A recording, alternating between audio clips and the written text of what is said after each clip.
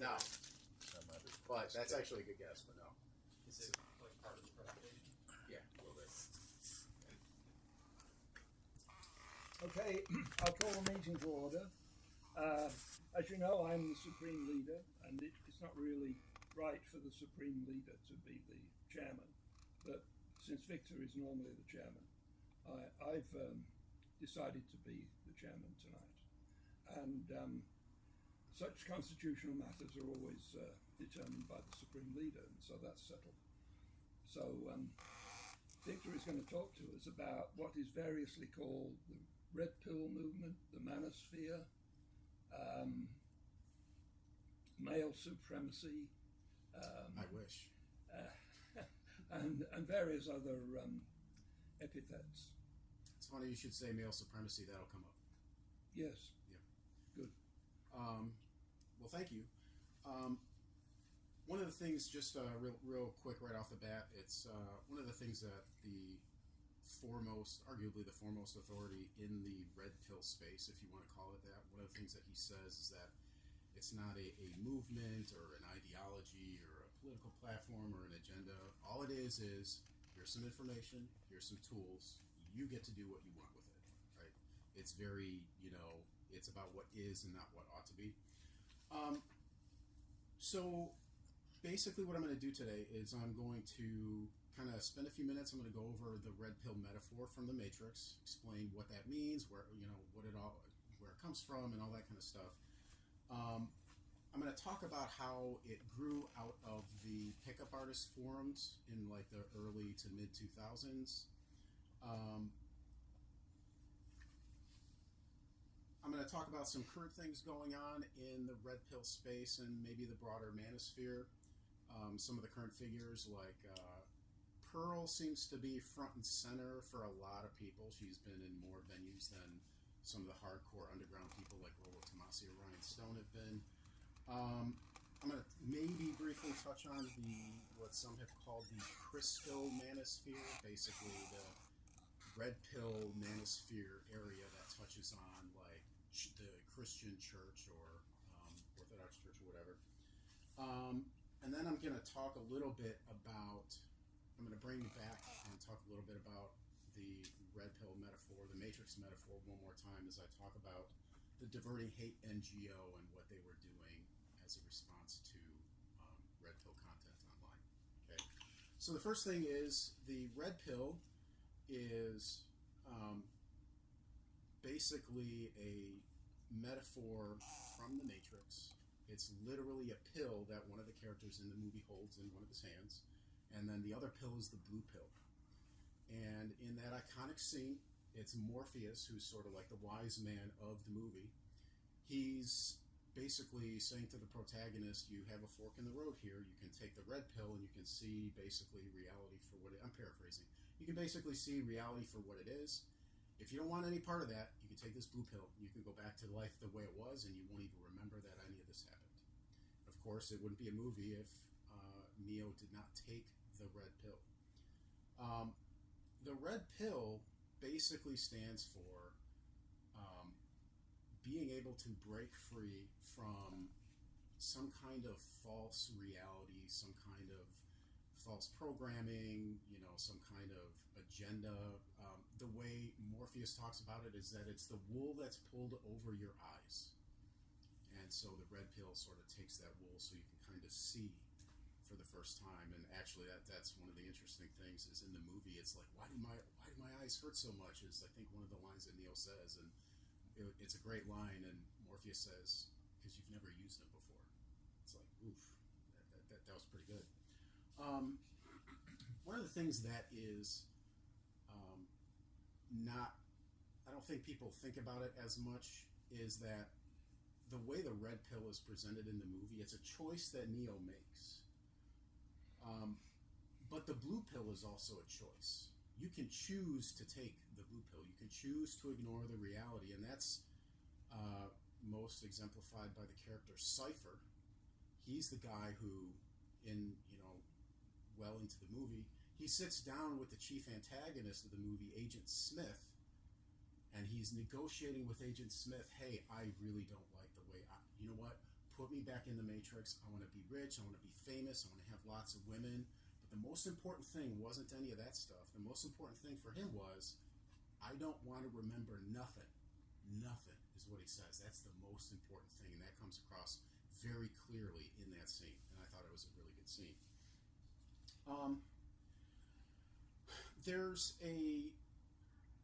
There's the 3 Matrix movies, there's all kinds of merch and all kinds of stuff, but there's also the Animatrix, which is a series of short films. And one of the things that's really good about that is that it doesn't have to be a red pill that you take to get that awareness. There's different things different scenarios, like some person can encounter a glitch in the Matrix and they may not even understand what they're seeing, and they never wake up.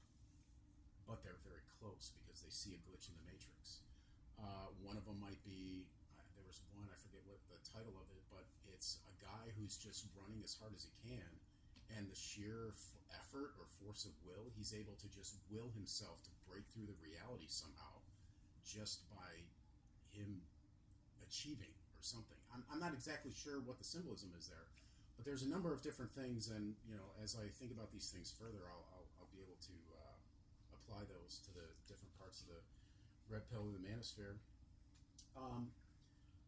It didn't take long for the pickup artist community to pick up on the red pill metaphor and apply it to what they were doing. And what they were doing is they were trying to figure out how to get women. Some of them were in it just to get laid. Some of them were in it like, man, I just want a girlfriend. I want to be with somebody. I want to, maybe get married. Whatever their reason for wanting to do it, a lot of them ended up in these seduction forums, is what they were called. I think one of them might have been called alt-fast seduction, or maybe it was alt-seduction fast. Rollo has called it alt-fast seduction, but I couldn't find it. I only found seduction fast. But the one that Rollo came out of, and like I said, he's like arguably the foremost authority in the space. The forum that he came out of was a forum called Soslav. When I looked at his profile, it showed that he had like over 5,300 messages or posts that he contributed to that. And they give you titles based on how much you've used it, and he was called a Master Don Juan. Was the title of, so like he must have contributed enough, and people must have liked his stuff enough that he was doing that. And one of what that eventually grew into, what Rollo was doing, is it grew into his blog, the Rational Male blog.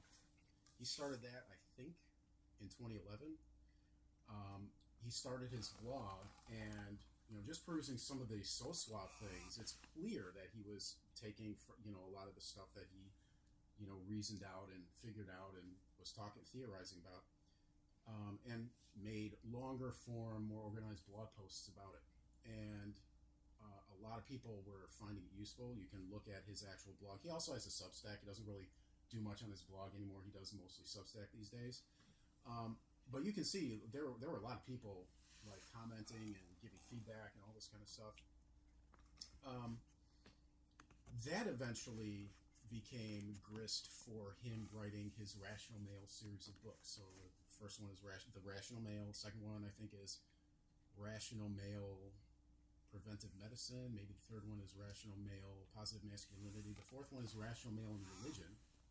And that's where he goes into sort of the Christo-manosphere stuff and how the church has become feminized and things like that. And then the fifth one that came out maybe a couple years ago was, I forget what it was called, but it was all about game and pickup. Not so much how to do it, but why it works, right? One of the things that is clear with the red pill, two things. To my mind, there's two broad components to the red pill.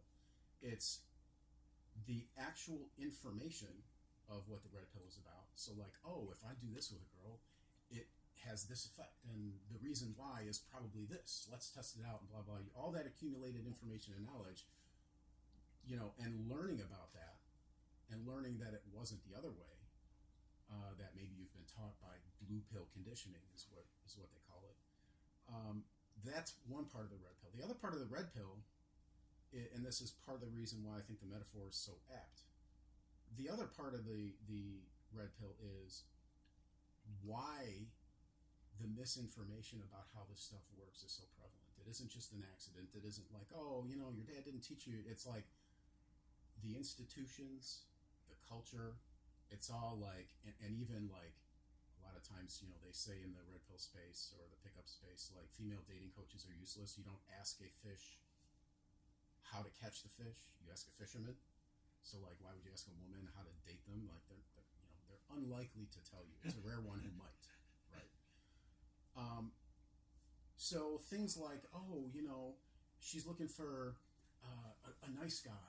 He likes to he needs to like babies and puppies and kittens and have a good relationship with his mother or whatever. And it's like, it's not that she's not interested in those things. It's that those things are sort of like, that's what she's looking for after the basic, like, is she attracted to you? Do you have enough what they call game, charisma, natural social charisma when dealing with the opposite sex in order for her to then start checking off those other boxes, right? If you're just some schlubby dude and you just do the nice guy thing and like, I don't know where to go on a date, where do you want to go? And you think that that's going to get you somewhere, like, that's what the blue pill conditioning tells you. All the movies that tell you, be the nice guy. It's like, no. And one of the, let me back up a little bit. In this book, The Game, excellent book. Came out in 2005. It talks about some of the, let's call them the early pickup artists, like in the 2000s, early 2000s. The author's name is Neil Strauss. His pickup artist name was Style. And that was given to him by a guy named Eric von Markovic. You probably don't know that name, but you may have heard the name Mystery. So if you know the pickup artist named Mystery, he actually had a show on VH1 called The Pickup Artist. I forget how long it lasted. It might have been a season or two. It was a reality show, and it was him teaching guys how to pick up chicks, what lines to use, how to what is negging? How do you neg? What does that mean? What's cocky funny? What's push-pull? What's hot and cold? That kind of stuff. That's all pickup lingo for, things that work. But in this book, early in the book, one of the things that Strauss says is that if there is a father to the pickup artist community, it's a guy named Ross Jeffries. He started in the late 80s, and it was in the 90s, and he's still active today. He's actually, he has his own courses or boot camps or whatever. Ross Jeffries is the father of pickup, is what Neil Strauss says in this book, The Game, penetrating the secret society of pickup artists. Right? And I found a YouTube video. It was excellent. Like, this guy's not an idiot. He comes across a little bit as a sleazeball, but I think it's sort of like an IQ test. Like, can you dig at the substance of what he's saying without your emotions getting inflamed? And it's either an IQ test or it's a gender test, because it was an all-female audience. It was like a talk show. There were 3 people on there. There was Ross Jeffries. I forget who the guy was, but he was like some kind of men's rights activist. Didn't recognize him. And then there was a guy who was the male feminist. I think his name was like Bruce Weinstein or something like that. I could be wrong, but he was extremely intelligent. And one of the things he said, let me find it because it's worth quoting him directly. It really is. So one of the things he says, and it comes off as rude and crass, one of the things he says is, I don't care when like the host, attractive female host, she asks him, what do women want? And what he says is, I don't care what they want. I only care what they respond to. There's what women say they want. There's what women think they want. And there's what women actually respond to. Wow. It comes across like he's just a kind of a douchebag jerk. Like he doesn't care what they want, like they're unimportant. But no, he doesn't care with what they want or what they say they want because it's inaccurate in his experience being a pickup artist. He has techniques, he has methods that they actually work, right? And even there's even like some literature or some scientific literature about there's what women think they want. There's scientific literature, I forget what it is, but it was in one of Rollo's podcasts where they were talking about like women may even say or may even believe they know what they want or what turns them on, but there was an experiment they did where they put sensors on the genitals or something that was supposed to detect arousal, and they were shown images of things, and then like there were things that detected arousal responses that they were totally surprised about. The women themselves were surprised about. So not even women know what they're aroused by is the upshot of this study. But you know what? There's a replication crisis. Who knows if the study is bunk or not? But that would actually come to be in one of the. I think there was a guy named Pook. I didn't read any of his posts, but one of the other Red Pill creators talks about Pook. He actually has a series of videos called The Book of Pook, and one of the things that Pook says, I think, is pay attention to what a woman does, not what she says. Because often what she does is different from what she says, right? So if a woman, the classic cliche stereotype is she says she wants a nice guy, but why does she always end up with a bad boy? Because there's a difference between what she says she wants and what she actually responds to, right? He says, do not make the mistake of thinking that I enjoy having to behave this way. It's simply that women have taught me that this is what they respond to. I used to be nice. I used to be sweet. I used to be sensitive. I used to listen. I dated my left hand when I did that, right? So, like, that's, I didn't look like he was lying. It didn't look like he was fabricating. It looked like he was just matter-of-factly didn't care. And if you look at this, this was like in 1992, this video, you know, and it was uploaded a while back on YouTube, you know, very low-quality video, and, you know, and he looks like a complete nerd, dork, unattractive guy, and you'd think, like, how's this guy picking up chicks, right? But he's super cogent when you hear him. And there's a reason why he's been in the pickup artist community for like, what, 30 years? Let's see. So Ross Jeffries is the father. If there are sort of like the two most famous pickup artists, though, are going to be Style, which is the name for Neil Strauss, the author of this book, and Mystery, which is the name for Eric von Markovic. And one of the reasons why they have these alternate names is because a lot of what they were doing was doing stuff on forums where they're not going to use their real names on these forums. They're going to use aliases. They're going to use, you know, avatars and, you know, pseudonyms and stuff like that. And so this book was like a sensation. That's why Mystery ended up getting a TV show. He's a 6'5" guy, and he's a magician, and, you know, he's tall and all that kind of stuff. So, you know, he had some advantages, but still, this broke it open. You know, a lot more people became aware that, hey, there are these people who are doing these things and they're being successful with it. And if you just look at them, they don't look like they would just be successful. They don't look like the Chad, the, you know, Don Juan, the Casanova, the whatever. But it was this coalescing of, you know, field reports, posts. You know, it could run the gamut of, like, what do I need to do to be more attractive to a woman? You know, something like 10,000-foot general view, to something specific like, okay, here's my situation. You know, so, you know, I'm on the third date, and, you know, she's did it, and they give like a very specific scenario, and they want very specific advice, and, you know, these forums were there to do that. And one of the things in one of Rollo Tomasi's posts, one of the things he says is, the sexual revolution was to, I think it was something like, the sexual revolution was to women what the internet was for men. This is actually worth trying to locate this in my notes. Because, and this is something you're going to want to stick a pin in for later, the reason why men were able to figure this stuff out is precisely because of the internet and communications technologies, where they could get together in a digital space and compare notes, right? This is what worked for me. This was a disaster for me.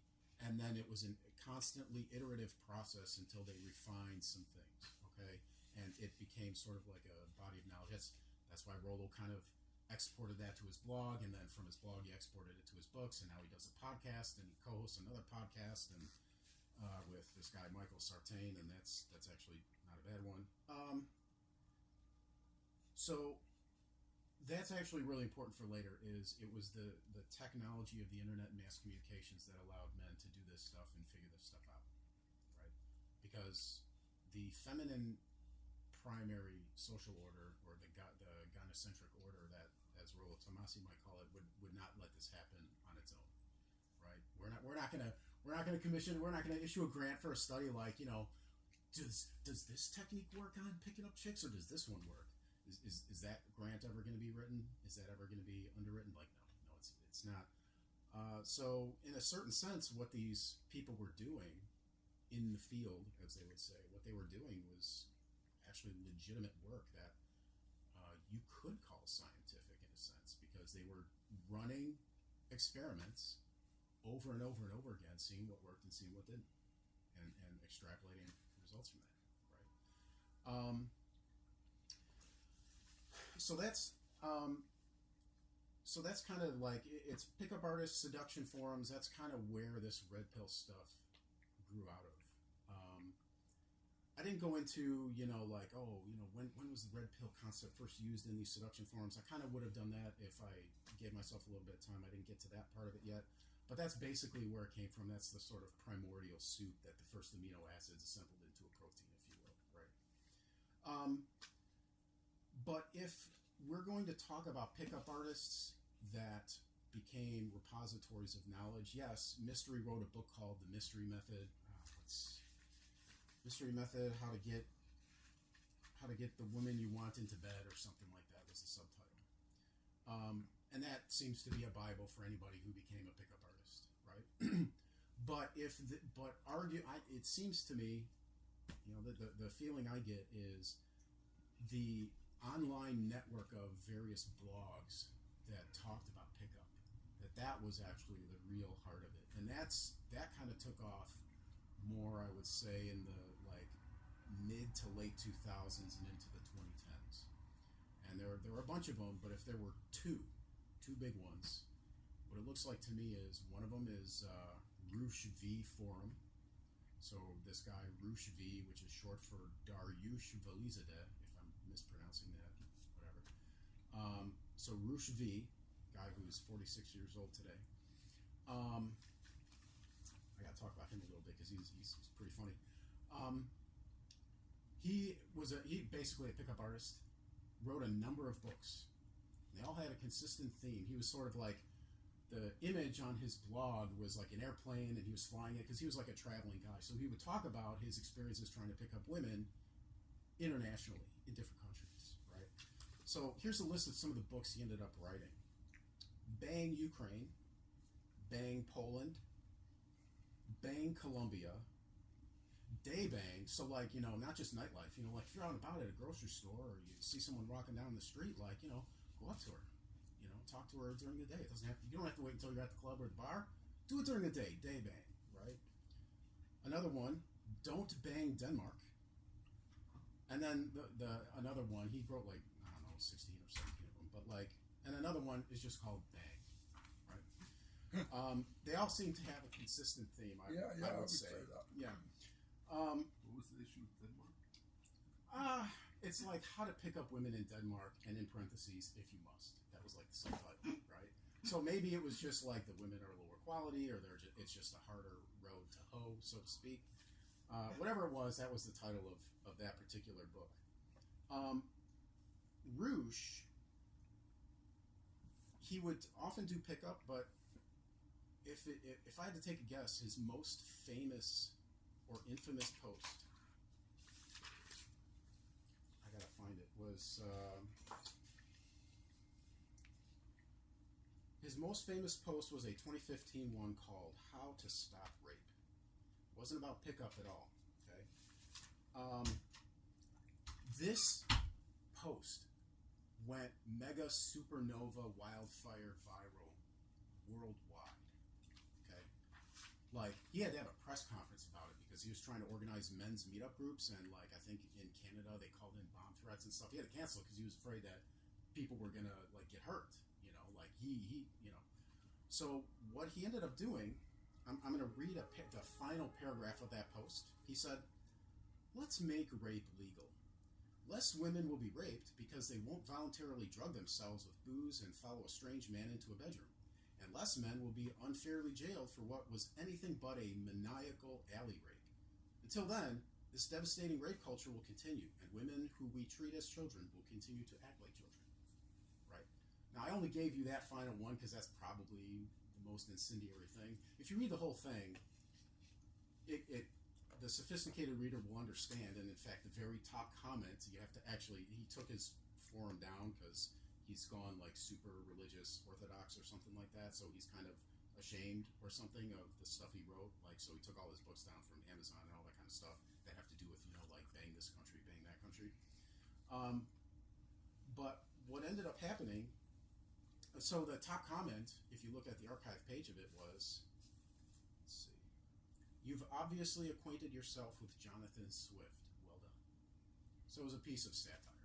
He was not advocating for, making rape legal. It was a thought experiment. It's like, if rape was legal, women would behave much differently. They would behave more cautiously. They would behave more responsibly, right?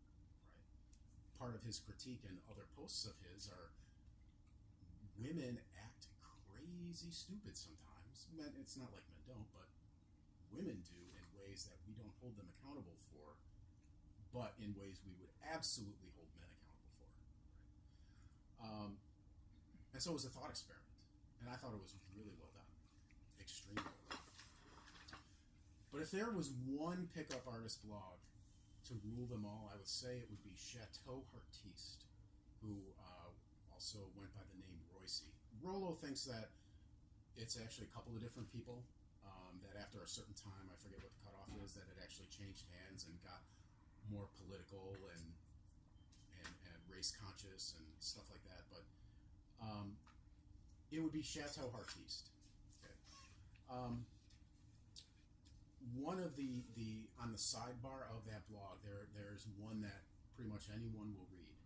That's called the 16 trigger warning. It's a little raunchy, so plug your ears if it's not okay with you. The 16 commandments of Poon.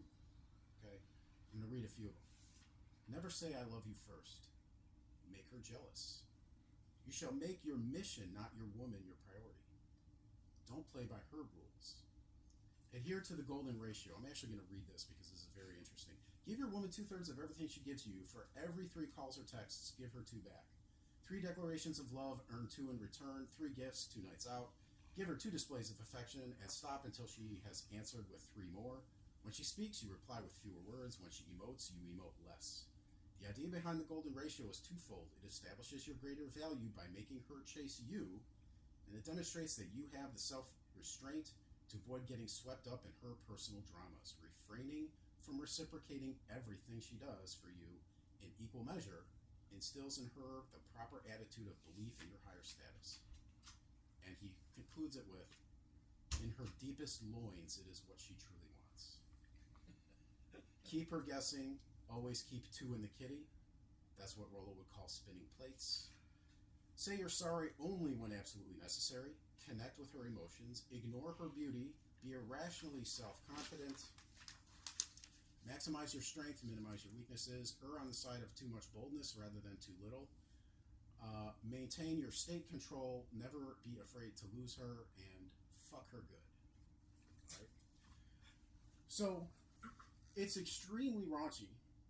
Many of the posts are, and I'm going to tell you something. He is both profound and profane because he can really, like, some of the posts you literally will laugh out loud. It's crazy, but that would probably be the one online resource. And WordPress, I think he was on the WordPress platform. They actually removed the blog, whereas Roosh took his own stuff down. WordPress canceled Chateau Artiste, so you can find it in the Internet Archive. Okay. So that's kind of the rough overview of where the Red Pill came from, and guys comparing notes online. And like I said before, it's the technology that enabled that to happen. And that's, again, we're going to need to stick a pin in that. So some of the things that are happening lately in the Red Pill. Rollo is still around. He's got a podcast. He's on one of the, I have a certain term for it. I call it the Bimbo Panel Podcast. So if you've ever heard of Fresh and Fit or whatever, especially whatever that seems to be the more well-known one. It's where you get all these women around, and they talk about dating and sex and all this kind of stuff. And that seemed to, the people who pioneered that were Fresh and Fit, and they were arguably mentored by Rollo Tomasi himself. They are very familiar with the Redpill stuff. I'll try, and if it fails, I'll come down. Okay. If I was the chair, I would have had something to say about that.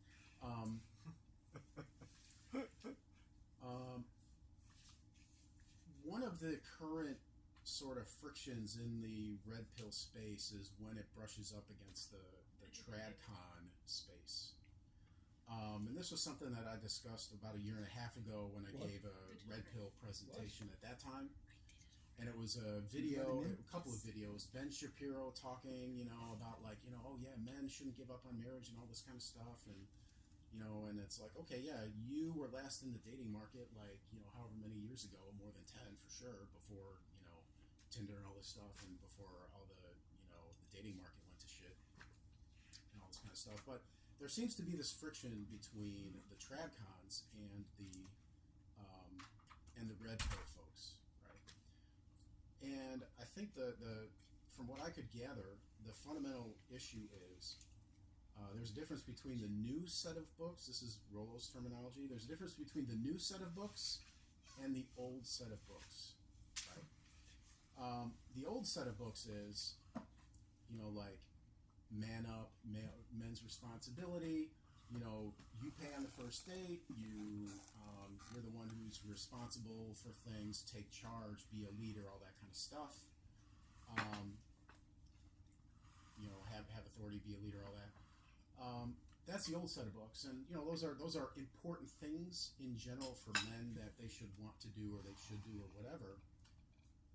The problem, though, is that there is a new set of books, and this is one of the things that Rollo talks about is if there is a red pill rage, it's not that they get angry at women and they start to hate women. It's that they recognize that they've been sold the old set of books, and there's actually a new set of books that have been governing the whole sexual marketplace all along. And that's where the red pill rage comes from. They've been lied to. They discover that there is a matrix, and they've been trapped in it their entire lives until, some literally a traumatic event happens, like, their girlfriend cheats on them, they get divorced, something like that.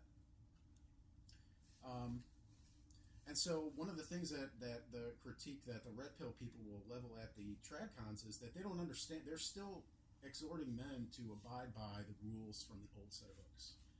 But they don't expect women to abide by the rules of the old set of books.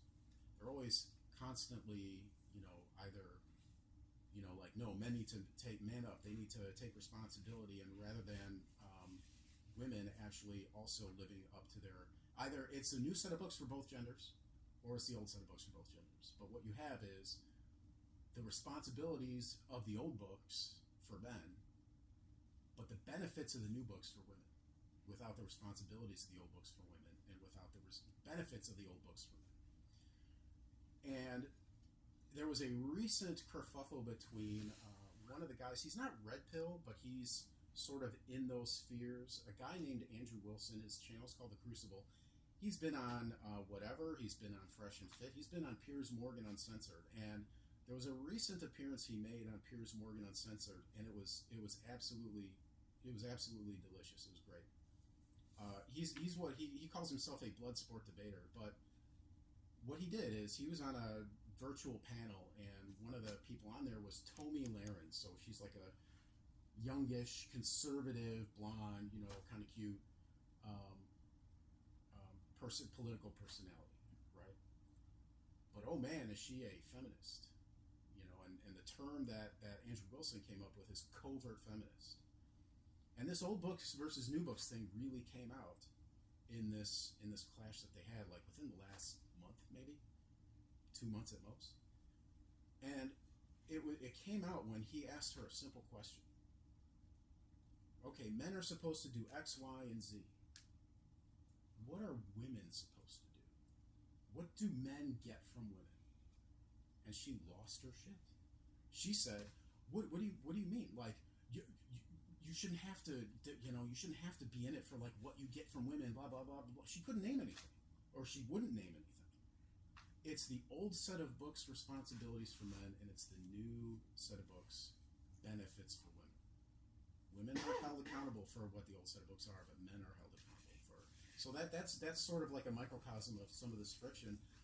In the Christo manosphere, or the Christo red pill or whatever, one of the big issues is the feminization of the church.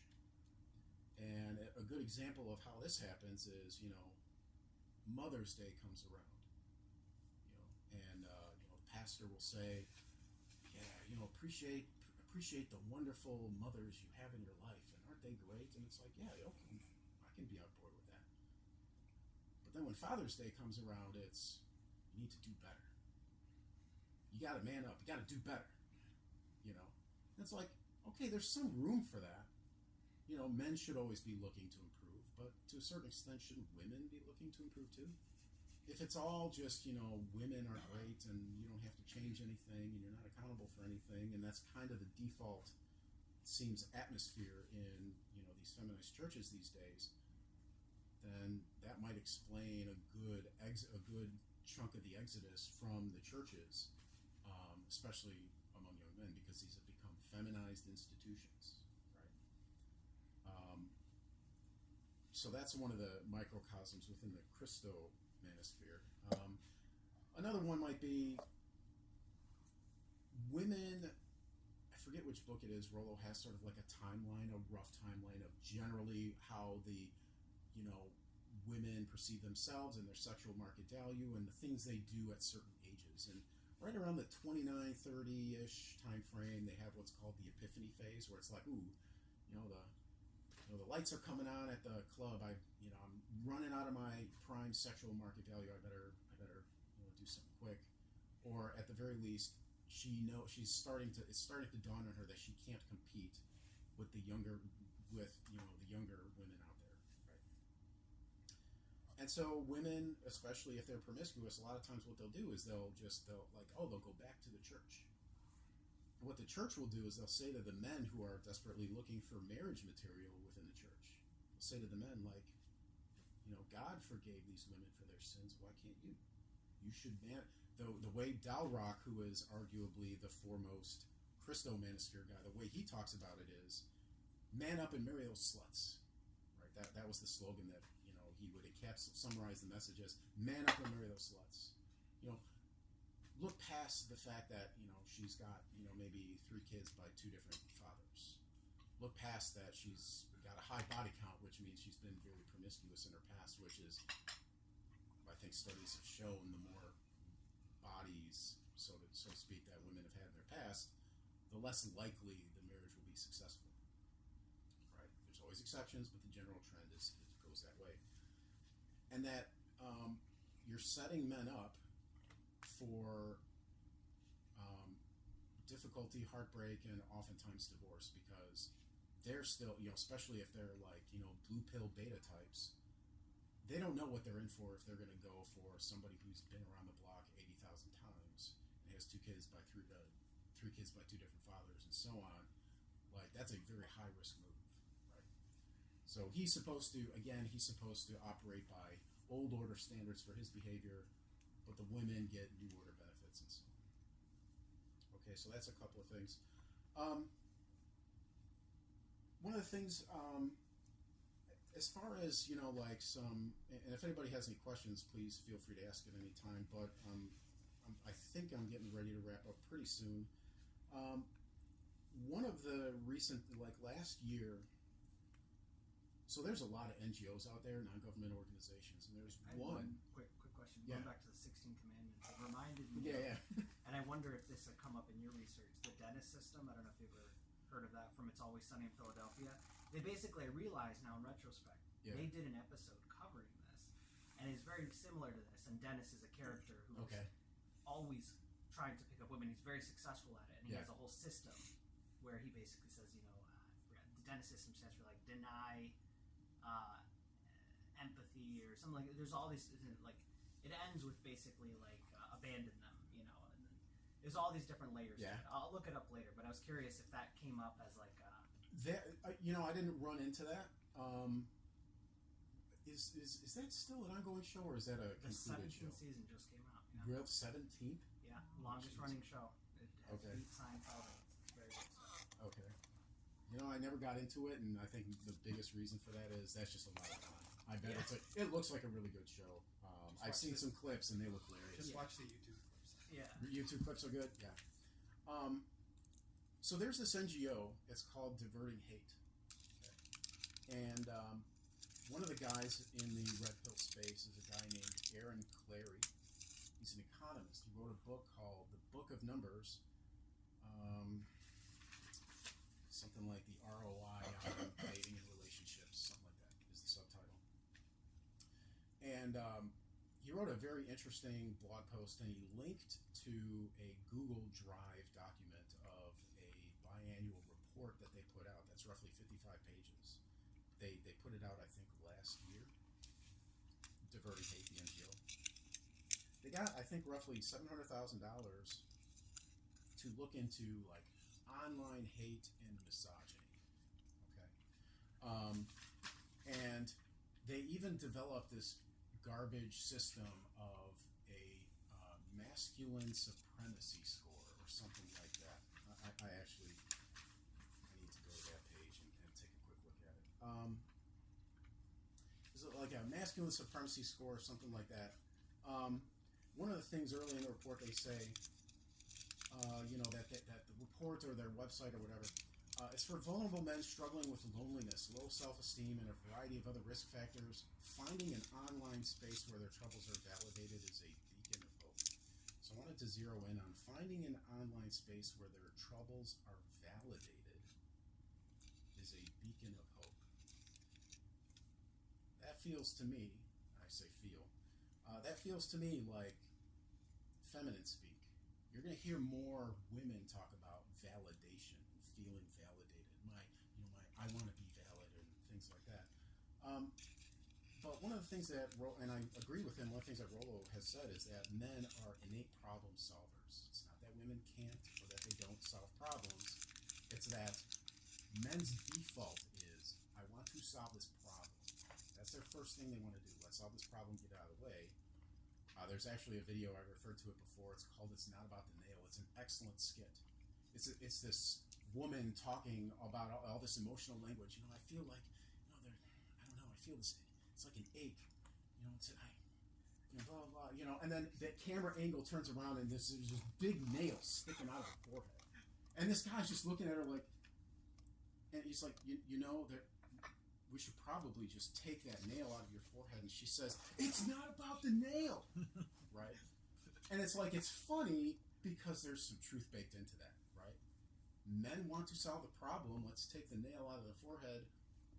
Women want to know that you can connect with them and empathize with them, or at least sympathize with them, and kind of commiserate about the problem, right? It's not that one is bad and one is good. It's just that there are differences. Okay, and the report struck me as very feminine in that.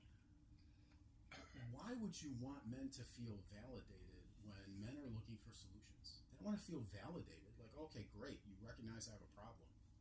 Can you help me out with it? Like, because I don't want to deal with this anymore? No, it's about validation, right? I'm going to read a thing about the report, from the report. It says, governments and businesses struggle with how to stop online misogyny. My first question is, wait a minute, why is government looking into online misogyny? Like, so people have negative opinions about women. Who cares? Well, sure I can answer because like the violence against women rates are like in the 90%, 85-90% or something. Well, that's violence, not misogyny. Or unless you think they're going to stop violence by reducing misogyny. Well, you haven't addressed this. It's kind of the elephant in the room. I mean, the vast majority of violence in general is committed by men, and a lot of that, the vast majority of violence against women is committed by men. You sure about that? Yes. Well, I think that's You know, true, I'm but not- most of the violence of men So you committed think against other You men. said the vast majority of violence is committed by men. Yeah. So that would Okay, so I'm also talking about two include different data sets. Yeah. Whether it's The vast majority of violence in general is committed by women, which is a different data set, is committed by men also. So that would seem to be like it should be part of the conversation at some point. I am not as familiar with those statistics, but I will get there at some point. But here's wait, what? I don't. You're really not familiar with the statistics that show that men are much more violent than women in general? I know that men are much more violent than women in general because like they're 80 to 85 to 15, basically, something like that. I don't think I would dispute that. What I would potentially dispute is if you were going to talk about in the context of a relationship, who's going to be more violent? Is it going to be the man or the woman? So in domestic violence cases, pretty much all the studies, I'm not going to cite any studies because I can't. They show that it's usually somebody that's, person's close to the woman. A boyfriend, ex-boyfriend, husband, ex-husband, something like that. Okay. I mean, that's pretty well established. Again, I don't have any studies to cite, but... So, one of the interesting things, so one of the podcasts, and I'll get back to this diverting hate thing in a second. One of what I call the Bimbo Panel podcasts is a podcast called Access Vegas. What they do is they get a bunch of women around, but it's women who are somehow in the orbit of this guy. His name is Michael Sartain. And he seems to be a fairly big socially a fairly big deal in Las Vegas. Like, he's fairly wealthy, well connected, and on his own solo podcast, he's had some interesting guests, including, if there's one guy who's like the, I guess, preeminent authority in evolutionary psychology, it would be Dr. David Buss. He's actually had Dr. David Buss on his podcast, and he knows quite a lot. And he and Rollo co-host this Access Vegas. They get these women around and they talk about stuff. They play clips, have the women react, and then they kind of drop some red pill truths and knowledge on them and whatever. And one of the ones that Michael Sartain dropped, and he's done it in a number of episodes, is they have statistics on domestic violence. They have homosexual couples. They have heterosexual couples. They have lesbian couples. Homosexual couples is X. Homosexual couples is X minus Y. It's lower. You said the same thing. You misspoke. You repeated Did I it misspoke? First one's homosexual, the second one heterosexual. All right, let me start over. Okay, I probably yeah. misspoke. For heterosexual couples, it's X. For gay, like male-male relationships, it's X minus Y, something like that. But for lesbian relationships, it's X plus Z. It's more. It's significantly more. The DV rates in lesbian couples is more than in heterosexual couples, which is more than in homosexual couples. That is an interesting data point that I think would cast doubt in, like, if you were going to say, like, in heterosexual DV, like, who's doing it more? Is it men or is it women? One of the issues with that kind of data is men often don't report that because it's embarrassing. Well, it's also true that men, being stronger than women, they're likely to do more damage, even if they're not. For example, I mean, women attempt suicide more often than men do, but men are more successful. More effective at it. Right. Right. So I'm just saying, more suicide. if women hit men, so it's a similar kind of thing. I actually had a joke that I wrote one time. It was like, I brought up that suicide statistic. Women are more likely to attempt it, but men are more likely to succeed, to be successful.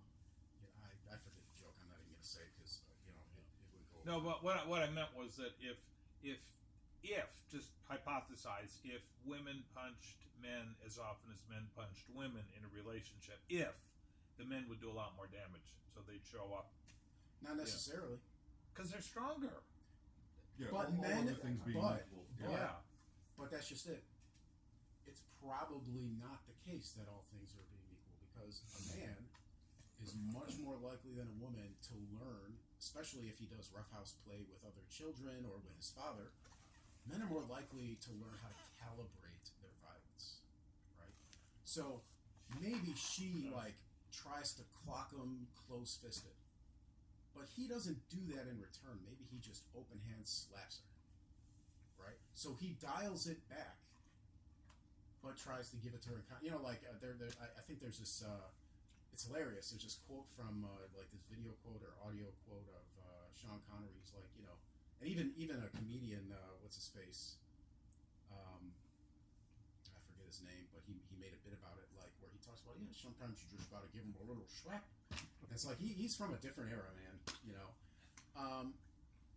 But one of the things that happens is because we live in this gynocentric, order that Rollo talks about, and I'm fully on board with. That is the way it is. If there is a domestic violence call and the police are called, even if she started it, even if he didn't return anything back, who gets lifted out of the house? Because of the Duluth model of feminism that had laws put in place, Violence Against Women Act. Even if he didn't do anything, the cops will come and take him away from that house.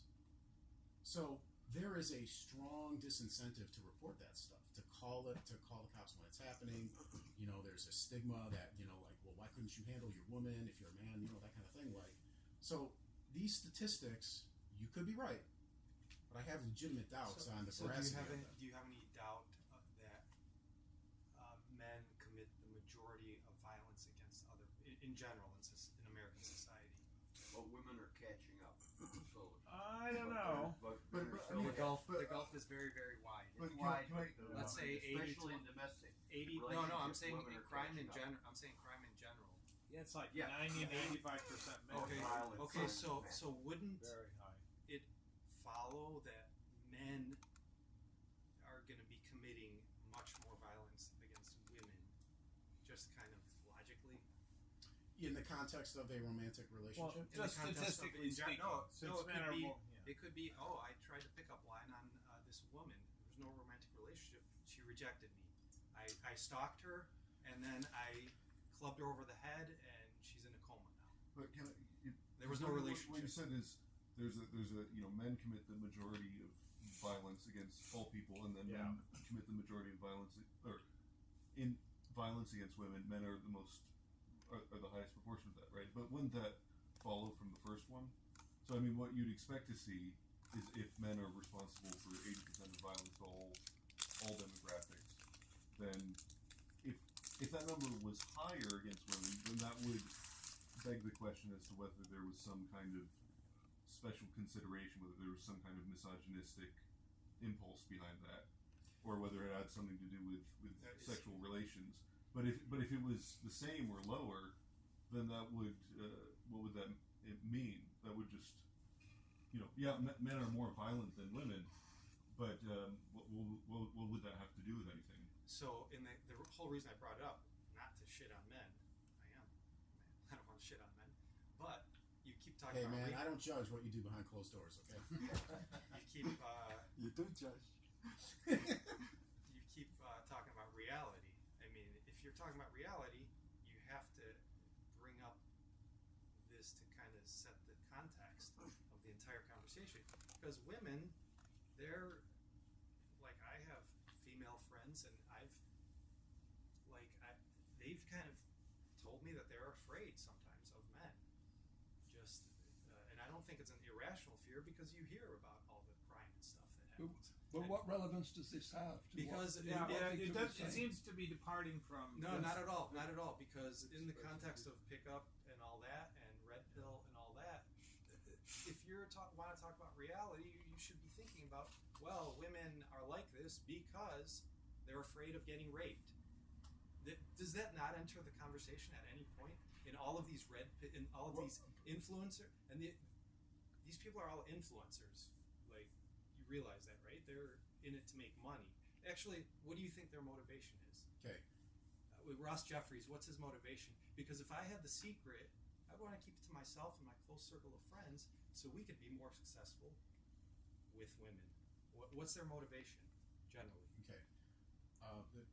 a couple of responses. One, I'm 95% sure there is a logical fallacy in your talking about, well, if it's true that most violence against women is committed by men, therefore it follows that it would be the case that wait, let me finish. I let you go on for quite a while.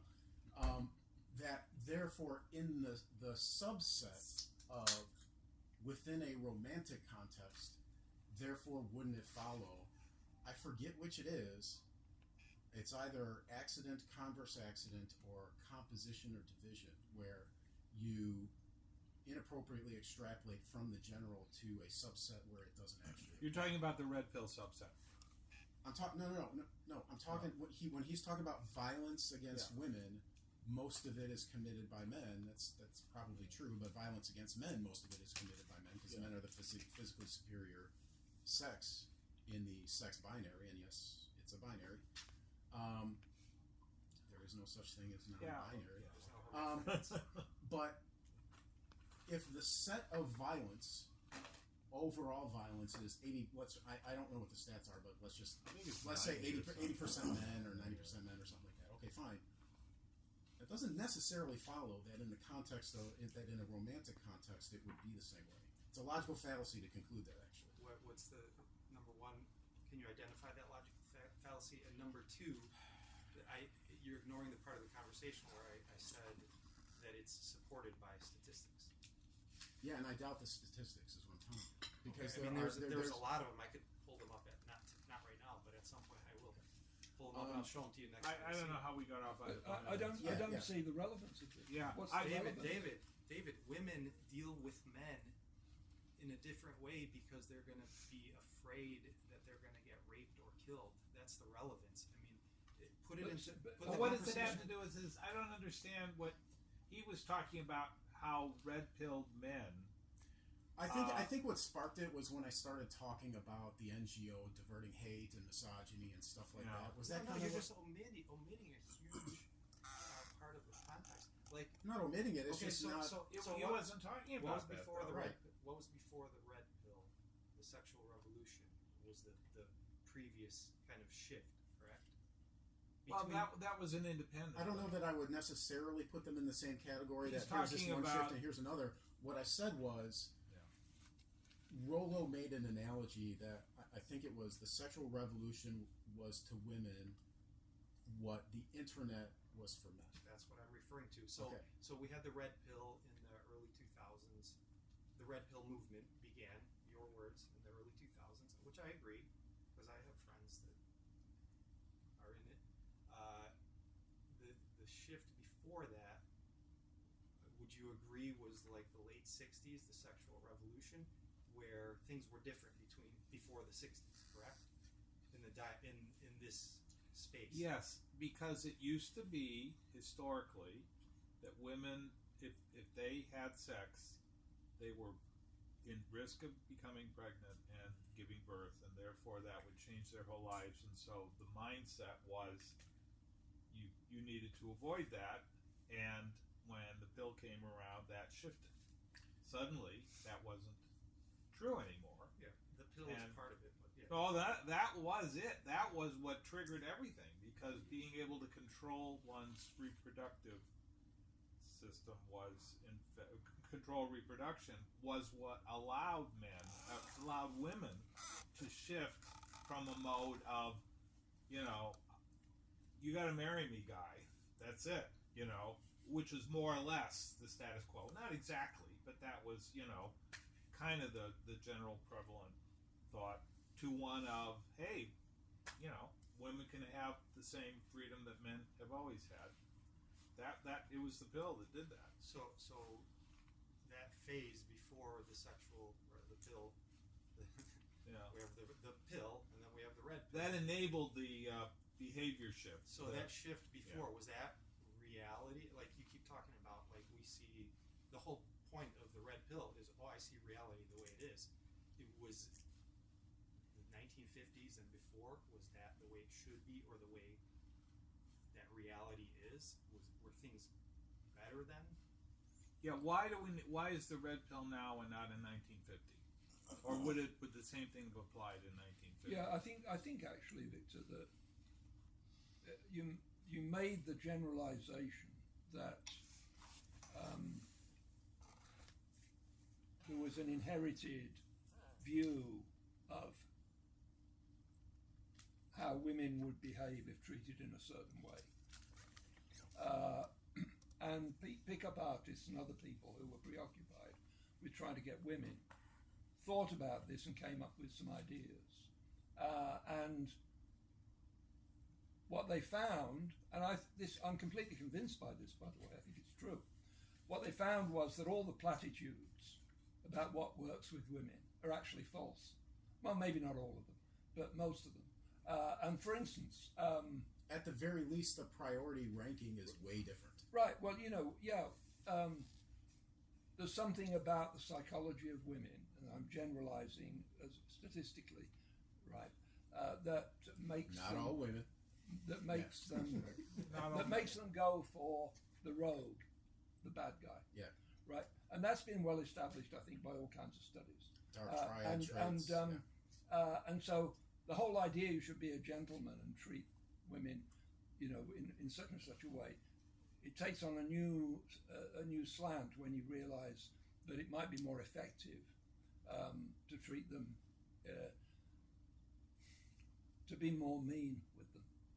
Right now, I'm sorry, but I think, I think this explains a lot, right?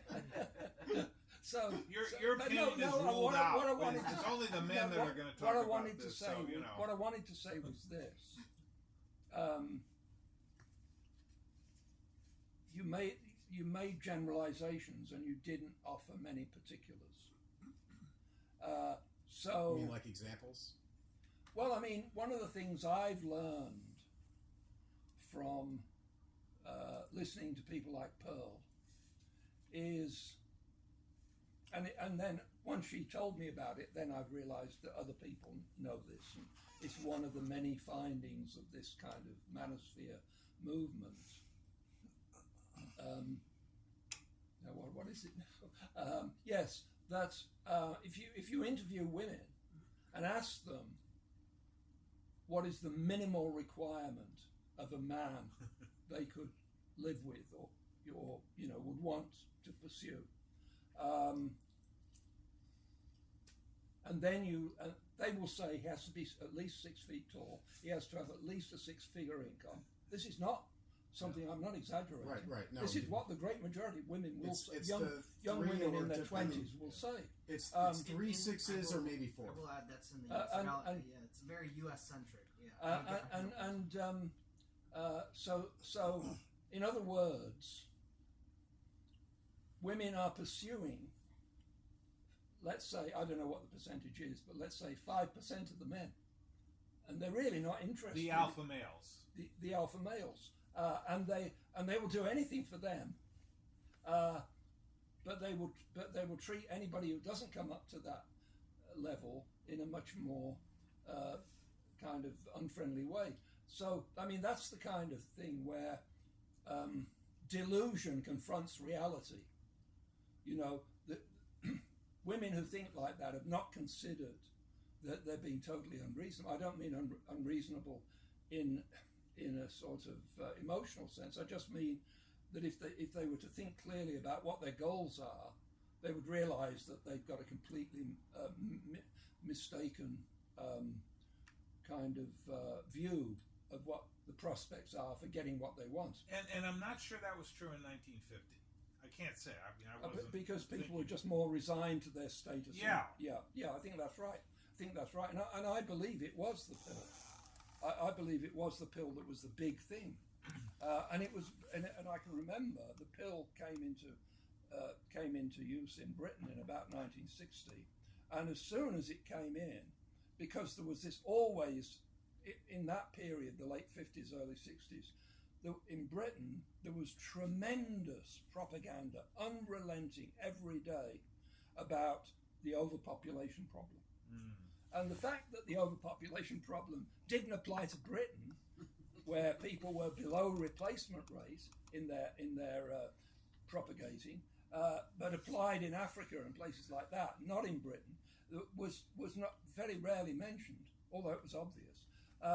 But the thing is, so I knew lots of people who in the 60s were sort of evangelical about promoting the pill, and they were sort of, you know, more or less adopting a tone of righteous demandingness to everybody they met, especially women, saying you should be on the pill, and this kind of thing.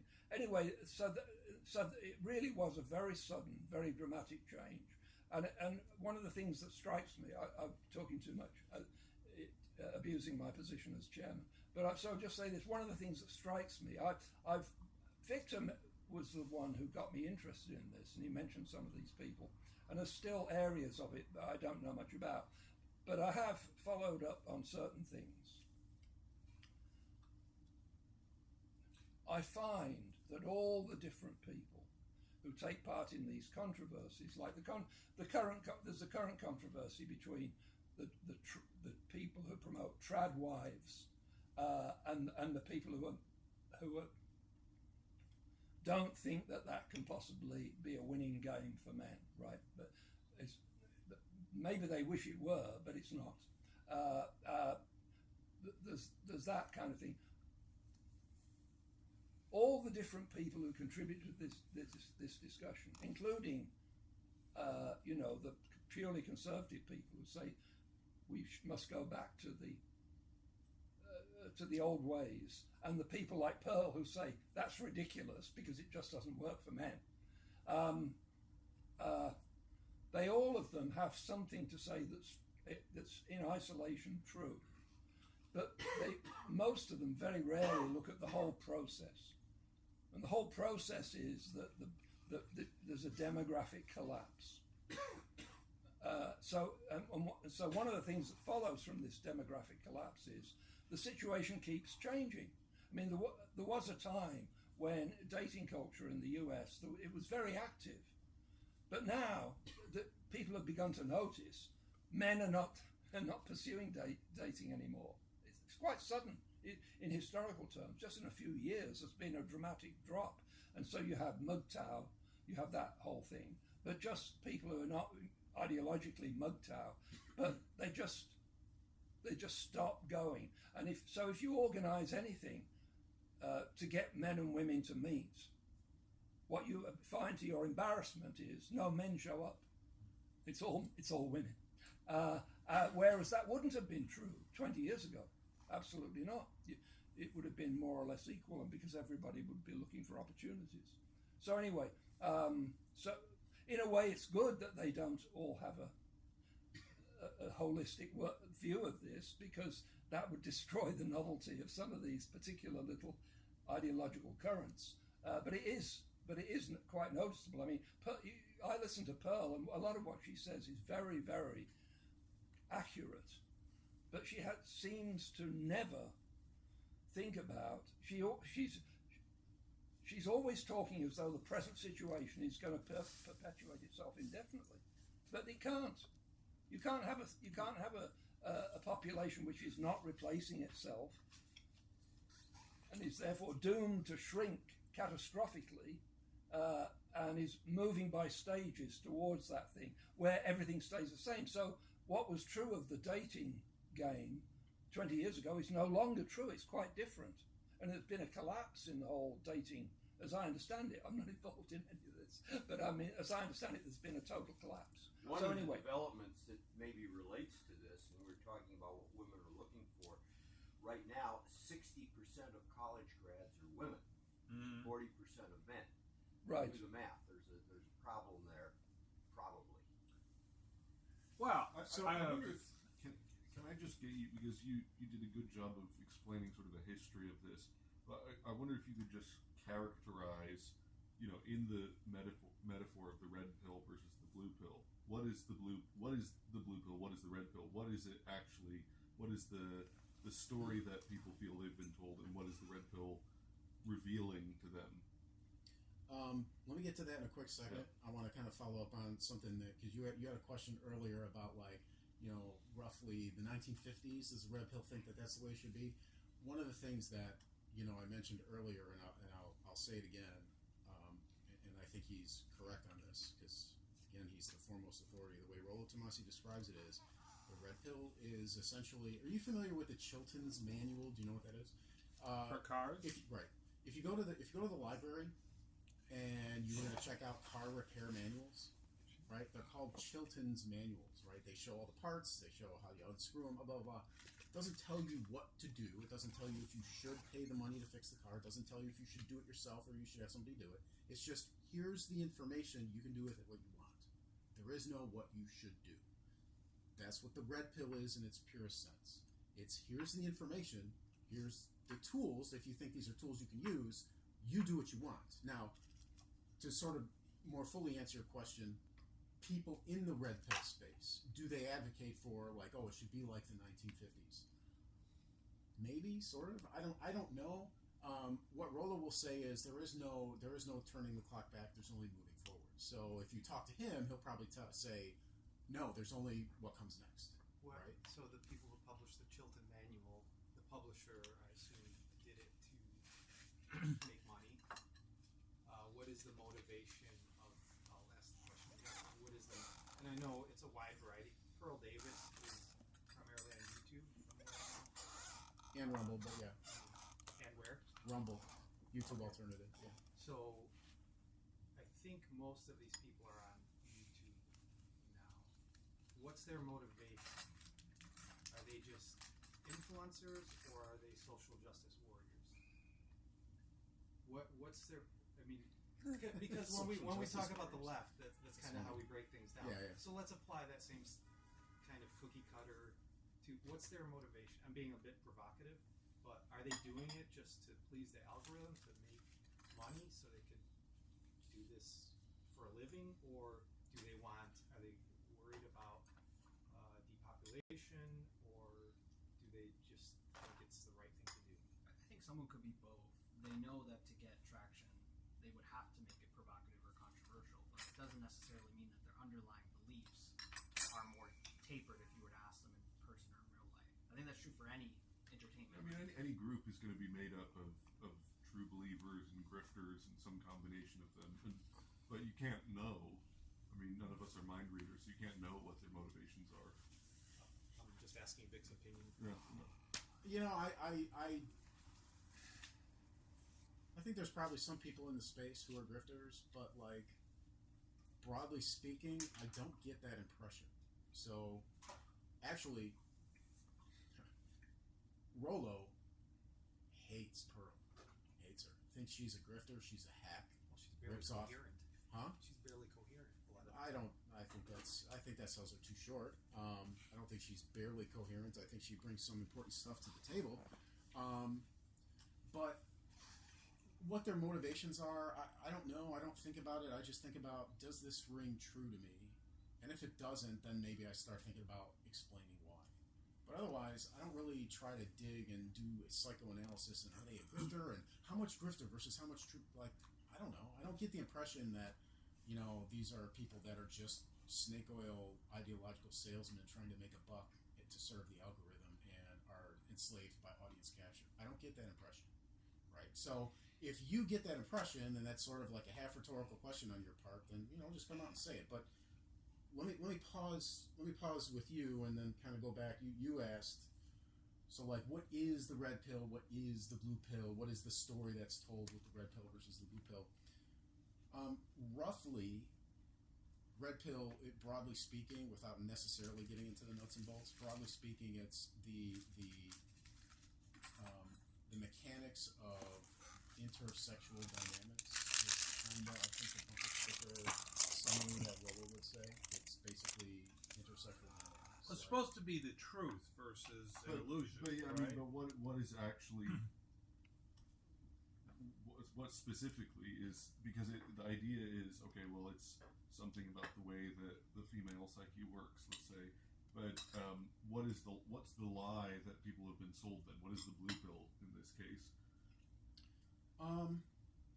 So I think I'm not sure exactly what what more I could say about it, which either means, well, regardless, if the blue pill is roughly speaking the conditioning, the culture, if I hate to make the comparison, right, because I don't think it's a valid comparison, because in one case it's true, in one case it's false. But if there is a theory of patriarchy on the feminist side, that it's a man's world and male oppression of women, and women are still oppressed and they're always fighting for their rights, and then the battle's never over and all that kind of stuff, which I think is mostly garbage. I think the idea that the blue pill conditioning is the conditioning that, like, from a young age. It's the standard conditioning of society that a young man growing up right, would so be exposed to. So it includes things like the false information you're told about how women operate and how they work. That, or even the conditioning. So for example, one of the posts, I actually copied and pasted it in full on here if I was going to refer to it. One of the posts that Roosh had back in 2013. So he was one of the pickup artist bloggers. One of the things he had is basically a series of bullets that I think illustrated the old books and the new books, as Rollo would say. So, for example, so he says, name one thing right now that a feminist would criticize their gender for doing. I'll save you the mental effort. There's nothing. There's absolutely nothing that a girl can do that would get hate from feminists. For example, if a girl has no willpower and is 50 pounds overweight, it's not her fault. She's beautiful. Social constructs need to be changed. Girl sluts around with 100 guys without condoms, not her fault. She's empowered and strong. I'll read it just a couple more. Girl is irresponsible with sex and has 5 abortions in her 20s. It's her body, and she can do whatever she wants. A fetus inside her is not a living entity. Without getting into the abortion debate, let's skip that one. Girl is making less money than men. The patriarchy is holding her down. Okay. On the flip side, almost everything a man does is wrong. Guy is nice to a girl in hopes of getting sex one day. He's dishonest. He's the polar opposite of nice. Guy approaches girls in the bar in hopes of getting sex. He's a rando creep loser. Guy on OkCupid says he wants a girl who doesn't play games. Let's publicly mock him on Tumblr. Tumblr is a social media site back in the day. I think a lot of feminists and stuff on there. Mostly mentally ill. Hey man, I'm not on Tumblr, so I wouldn't know. Guy graduates from college in field that uses math. He's privileged. We must create expensive programs to push girls into math while excluding girls. Okay. Well, I have a question. But wait. Oh, sorry. But let me just kind of wrap up as best I can, which I don't know if it'll be good enough because you're asking a substantive answer. So again, one of the things I said earlier is, like, you have to be nice to women, and women want the nice guy, and that men should provide and protect women, and no matter what, that the masculine burden of performance is still there from the old books, that kind of thing. And it's a patriarchy and all that stuff. That's all blue pill stuff. The red pill stuff is how it actually works. Being the bad boy works. Negging her works. Having the dark triad traits is an attractor, not a repellent. Not texting her right away and having her anxious, it works. As Ross Jeffries, a proto, like, he's the foreshadowing of the red pill, you could say. He pays it. He doesn't care what women want or what they think they want. He only cares about what they respond to, and that's what was all discovered in the pickup artist forums, right? A lot of it is evolutionary psychology too. Dr. David Buss and one of his students, Dr. Marty Hazelton, who wrote a book called Hormonal. The reason that I was asking is because it seems like there's sort of 2 main threads there. One is this kind of anti-feminist, men's rights, thing about fairness between the sexes, and then the other is this more specific, like, technique of how to pick up women. And so, because you described this thing of coming out of pickup artists, where it's just literally about this technique. right? This is how the female brain operates, and this is how you can use certain techniques to get women. But then there's this other element of like the things that you were describing. This is how men are treated. This is how women are treated. Look at this, and that's a slightly different thing, but they're all kind of converging in the same. So that is one of the reasons why I did say that it was sort of two prongs earlier, is that it is what the red pill is, and it also, the red pill is about what works, how women operate, maybe some of the theoretical underpinnings, evolutionary psychology, Dr. David Buss, Dr. Marty Hazelton, and so on. By the way, with regard to, as just an aside, with regard to hormonal birth control, I can't pull it up or anything, but I could swear, and it seems credible to me, that they've got data, or they've done studies that hormonal birth control changes what a woman is attracted to. So she'll get with a guy while she's on birth control, and then let's say she tries to get pregnant, so she goes off birth control. The guy she thought she was attracted to is suddenly not attractive anymore. Oops. Right. Well, these are powerful drugs.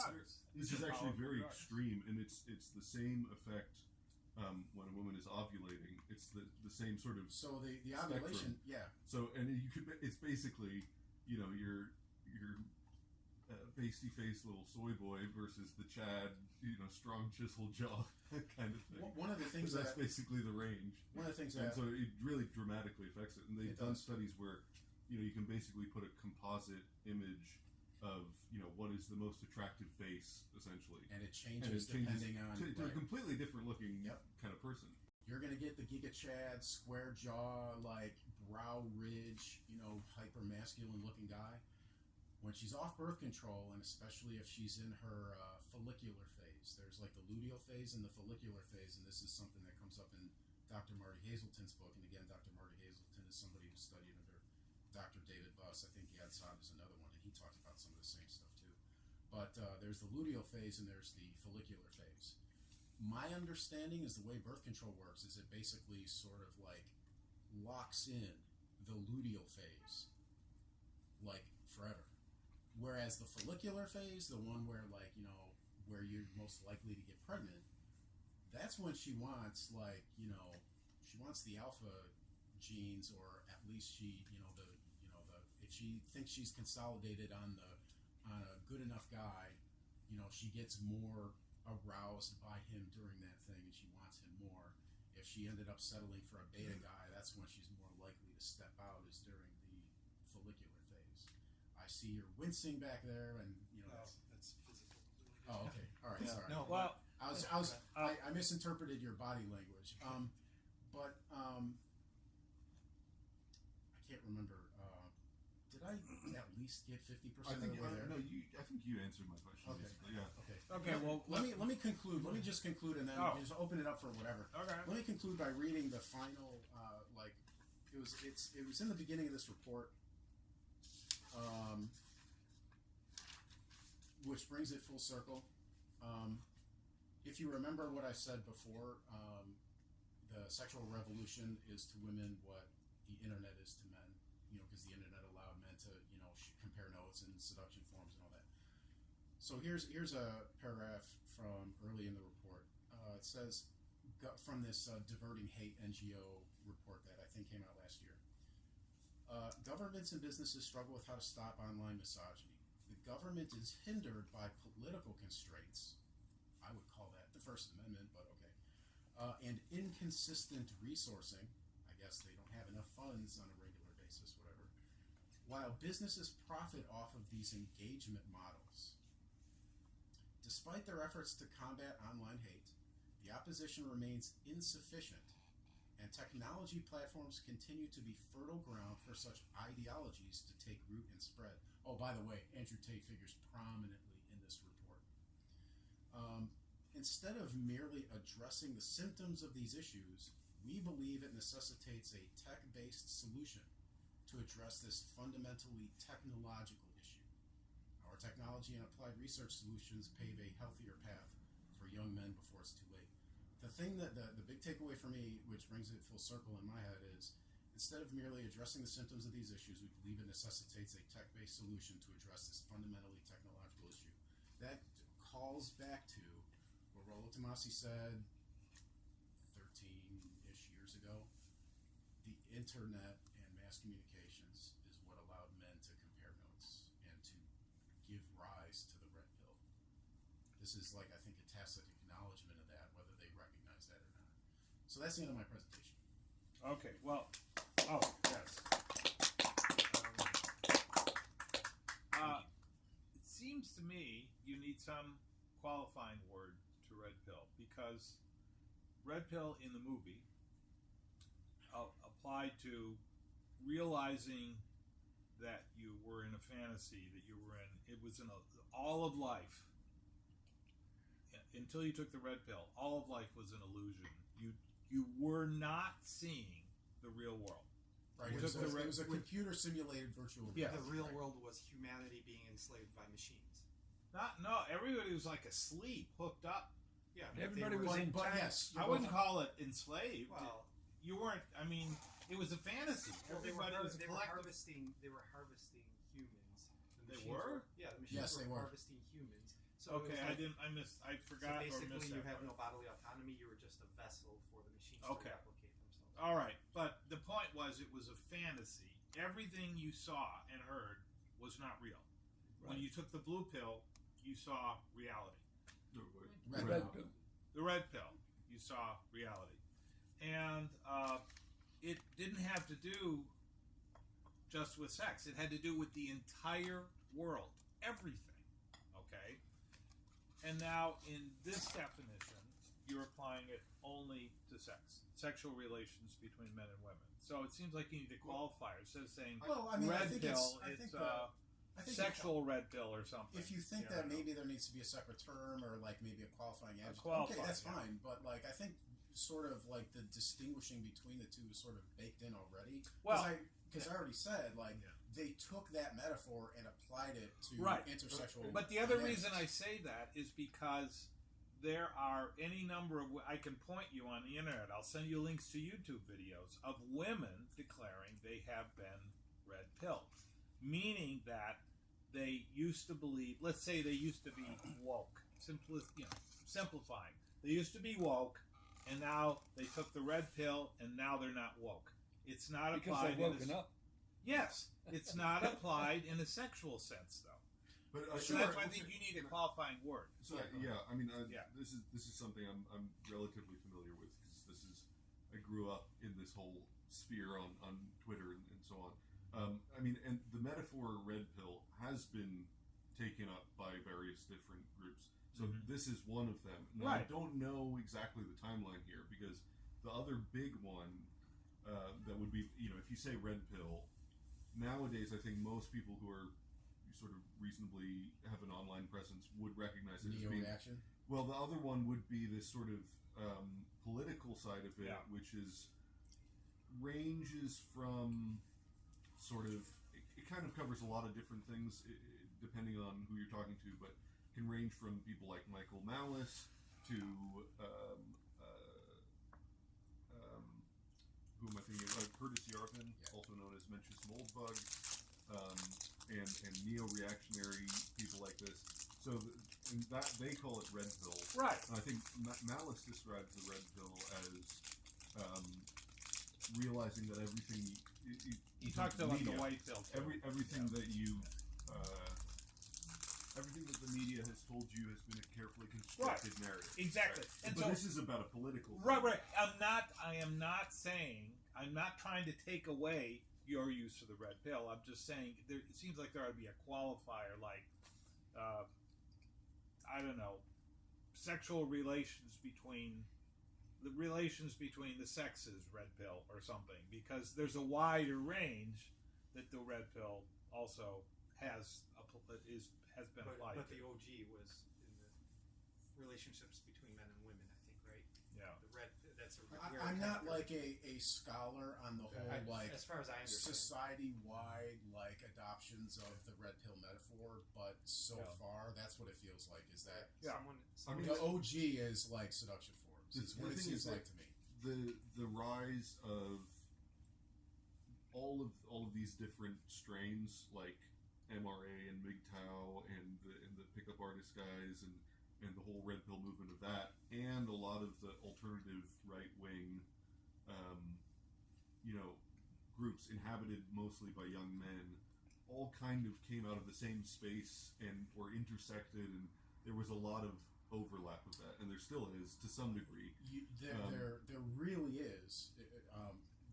So I'm just saying, part of the reason is that these people were taking this analogy because they were all having the same experience. They were taking up this metaphor of the red pill, and it just happened to sort of glom on to these two, in the political sphere, and then in also in the sexual relations sphere.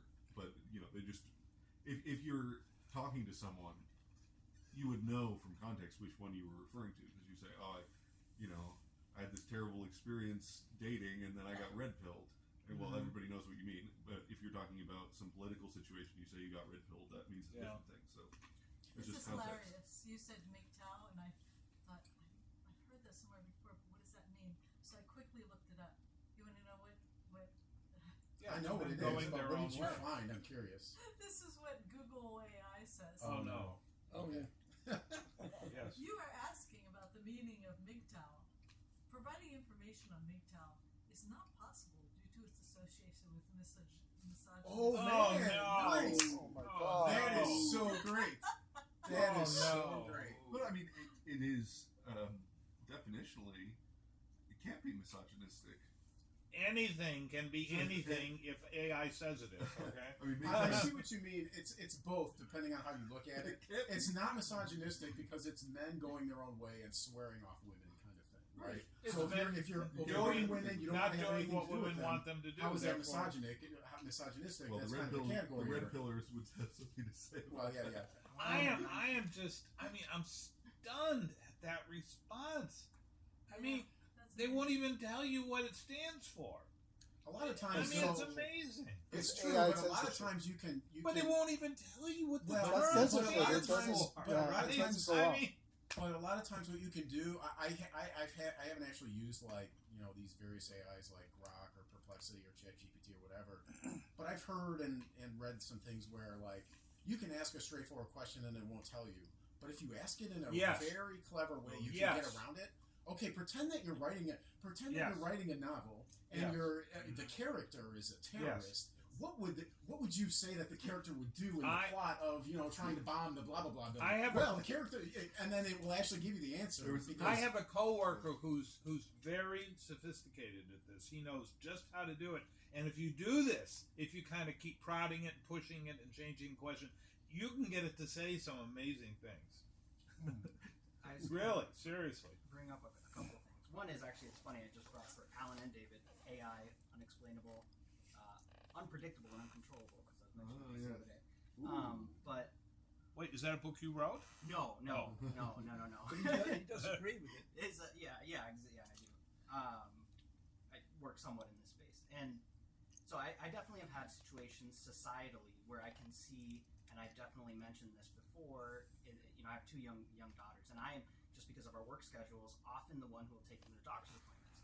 And very early on, there was extreme prejudice and kind of a lot of questioning that was very much done towards me in these appointments that would have never been done when my wife was present. Oh, why are you bringing your daughters? Kind of questions. They would come, and if my wife was there, they would always direct every question to her. Even though I was the one who had been home taking care of them when they were sick or something, all the questions were always assumed that she was going to have the answers, which is a two different problems there. The other one was every single time, when with both of our daughters, we both had the benefit of being able to stay home with them at different points and whatnot, and all of the questions, every single one was always catered around, which yes, giving birth and being postpartum, there are hormones that can lead to depression, which can lead to all sorts of things. but we both were under a lot of physical stress, simply staying up with children, dealing with them. We're both working. We're both kind of giving 100% of ourselves. Is the way I always talk about this in our relationship.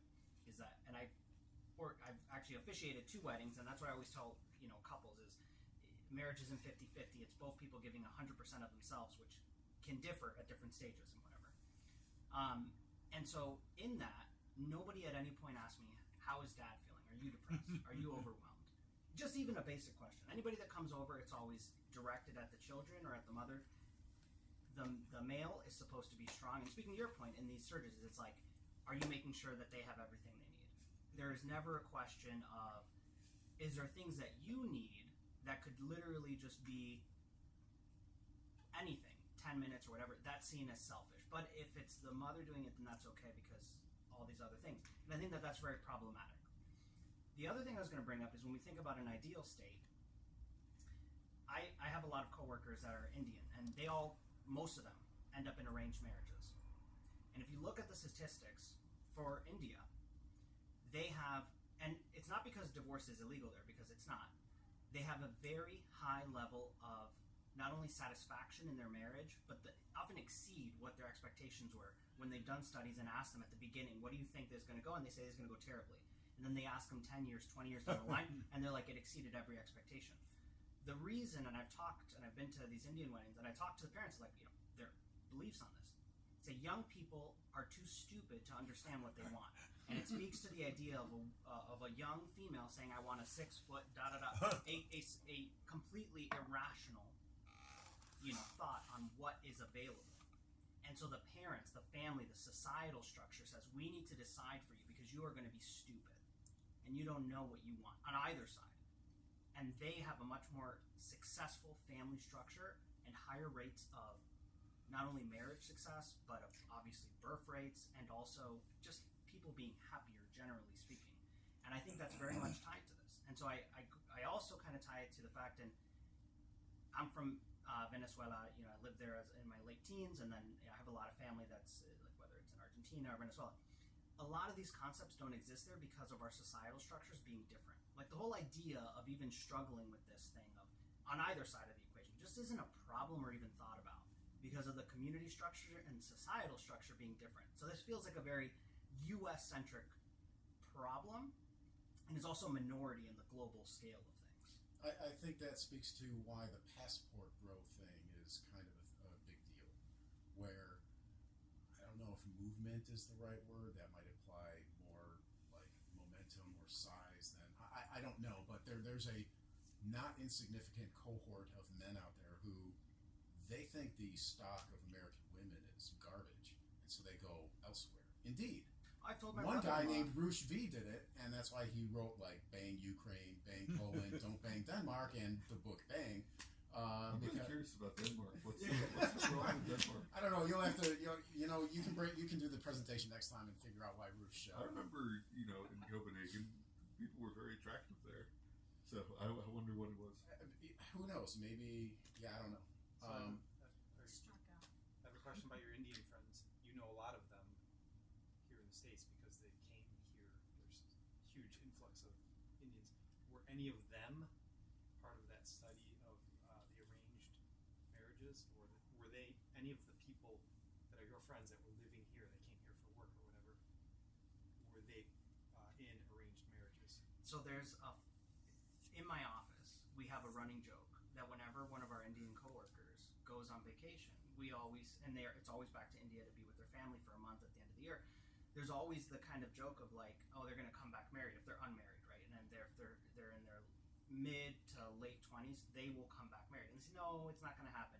Lo and behold, without fail, it is almost a certainty that they will come back married, and they'll extend that vacation by some amount of time because they've got their honeymoon. And it's very common, and they come back and they're married, and it's just culturally what happens. And I would like to as say, a generalization, but it's I have in the last 4 years there have been 7 marriages, and it's all my Indian coworkers, and they always come back and they're like, yep, my parents, I got there and it was time. They told me you pick now or you're written out of our book. So they come back and They're live married. here. Usually, Or do they get married and stay there? Usually, Because it India is depends. kind of a weird, like, quote unquote, weird society. It depends. For 'Cause of the example, caste system and all that. yeah, it depends. But in like one situation, one of my developers asked to transfer to Seattle because the person he was basically told you this is who you're going to marry was based in Seattle. So a lot of times you'll have the parents who live in India, their children already live in the States, and then they bring them both back home. You get married, and then they move back to the States. And so he transferred to the Seattle office because he was like, that's where my now wife is. I just Anyway, want, so sorry. Go ahead. David was saying that replacement numbers, birth rate is what, 0.1 or something? No. It's a bit higher than Replacement that. is 1 point. It's over 1, but not much, I think. Right. Replacement is 2.6. No. It's. I Three. thought it was Which region are we 1 talking point about? something. The world, anywhere. Okay. Anyway. So the world you're talking about. Yeah. So, I thought it was. so the United States is not going to replace, white people are not going to replace themselves. I think we're still above replacement or close to replacement. No, we're not even close. No. We're above replacement because of immigration. But if you So, take out immigration, it so would the be just white like Japan. population is going a down. rapidly It's better shrinking. than Japan. Come on. Well, It's maybe my it- fault too. Japan I'm is really 71 low. years Okay. old. But not I was much born Okay. in 1953. Well, our So I population. have one child. Okay. It's clearly the trend. The trend is towards So less than I did replacement. not do my part. I'm off-white. I'm Jewish. Okay. I'm not exactly. No. You're white. Sorry. Jews are white, I'm not black. unless they're I Arab know Jews. that. I'm not So stupid. what difference does any of that make? A lot of Whether different. you're white. No, that white people are not. Well, I'm not birth white. rates I'm is- off-white. like, Anyway, why well, is it even it's, part of the okay. conversation? I'll say why. Because Trump is saying throwing out brown people and black people, bringing in, and he's not arresting white people usually, and taking them to jails in El Salvador and Sudan, wherever, black places. So, if we were replacing ourselves, if I did do my job 40 years ago, but I didn't, so it's my fault. It's all my fault. And I take responsibility for that. You have no idea how much it is your fault. Right. Blame the Jews. Whoa, I didn't say I that. think you've got a lot to It's ask. okay. It's okay. I I'm do wanna say- not saying blame the I want to Jews. pick up on something. I'm being humorous. The thing you said about arranged marriages. I mean, one thing that I think has changed quite a bit that I don't see too much, even in the red pill space, is how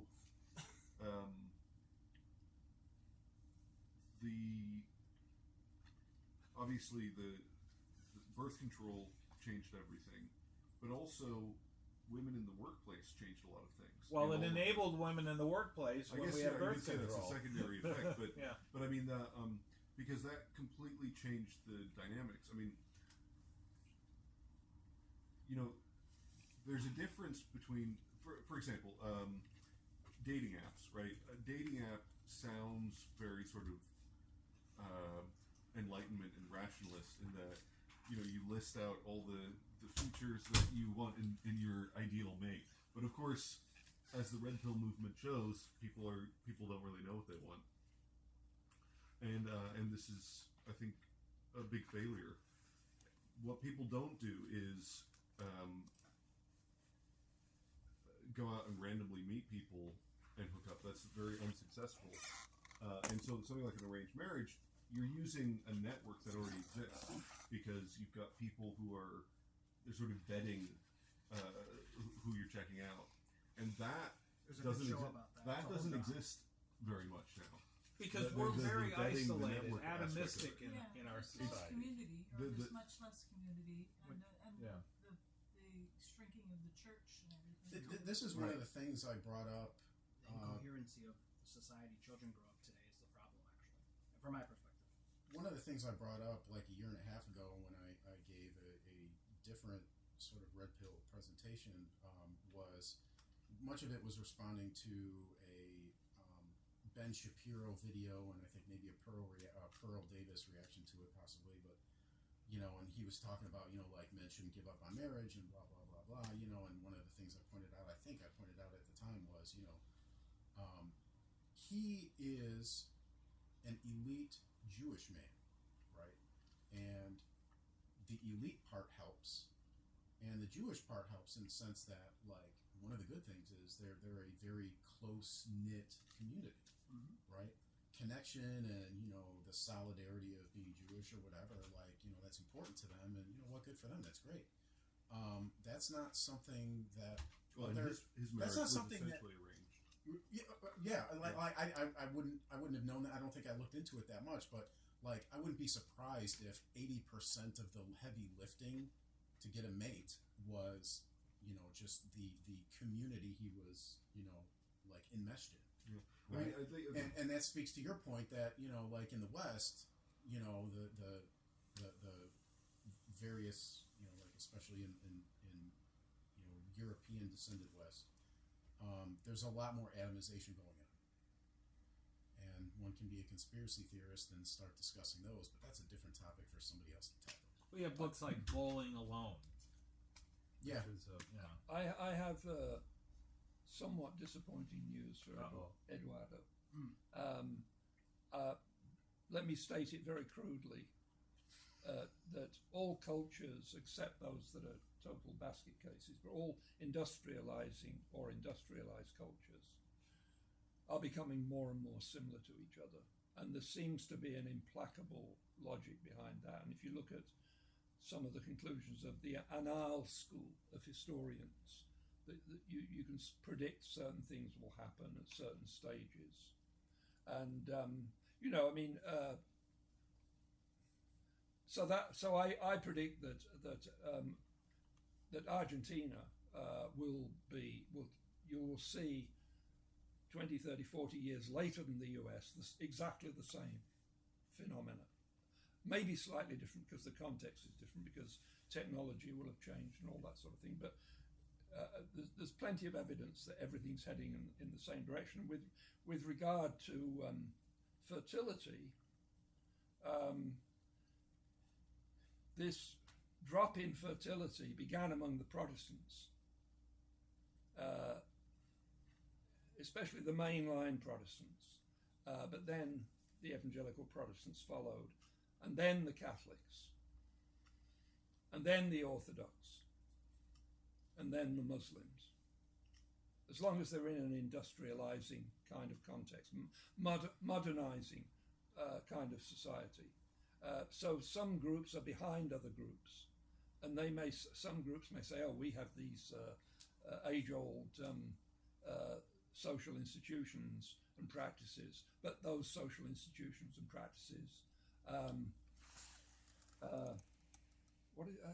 trying to think of the quote. There's a quote that Marx uses in Capital, and it's something like, if you want to know your future, look at the more advanced countries. It's more poetic than that, but if you want to know what Russia will be like in 30 years' time, look at the United States, and so on. I mean, so Argentina, assuming it continues to improve as it is under what's his name, Milei. If that's going to happen, if it's going to have a high rate of economic growth, it will become more and more like the United States. So that's one thing. I think that's ineluctable. I do have a couple of interesting observations that, just in my ramblings among this kind of thing. Well, one thing is about Pearl is that she says, and she's very interesting, although I think I take your point that she's a bit incoherent. And she has this habit of not finishing her sentences. And that's really, first of all, I can figure out where she's going, but I'm sure some people are not bright enough to figure out where she's going. She will begin a sentence and then she'll go, and that's a bad habit. But anyway, but she does have some interesting ideas. But one thing she has said repeatedly, I've heard her say it sort of numerous times, is that, and you touched upon this, Victor touched upon this, that someone with a high body count is more likely to, once they get married, to get divorced. Yeah. Now, this is just a classic case of confusing correlation with causation. It could be that there is a gene, and of course, in normal conversation, when you say a gene, you mean a group of genes, probably 100 or so. There is a gene which makes you have a high body count, and then makes it more likely that you'll get divorced, right? In other words, it's not that the high body count when you're a teenager or in your 20s causes the likelihood of divorce to increase. They're both caused by something else. And it could be something as simple as, if you're more attractive, you're going to have a high body count. And if you're more attractive, there's a higher percentage of divorce. It could be as simple as that, but we don't know. But anyway, the way Pearl tells it is misleading. So that's one thing. That's fair, I think. Yeah. Pearl's been having a lot of interaction with Andrew Wilson. Yeah. And there is something, first of all, to me, there's a kind of culture shock. Andrew Wilson is a loyal, devoted member of the Orthodox Church, right? The OCA, Orthodox Church in America. And he constantly smokes. He's an interminable chain smoker. And he does what in Britain we call effing and blinding. That every second word is a four-letter word, right? And to me, that doesn't fit in with the pious view of orthodoxy. But anyway, he does it, and he gets to interact with these women, and he's very brutal in the way he asks them questions, and you think, oh, this is very logical, but actually his logic is often all over the place.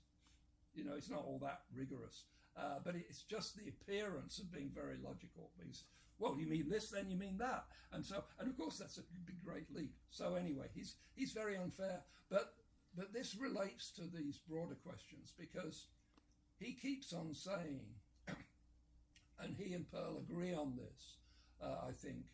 Well, no, Pearl has switched. She used to say that she was in favour of. I think there is a movement on the right to abolish no-fault divorce, and both Pearl and Andrew Wilson, I think, are on that side, and probably people like Matt Walsh are as well.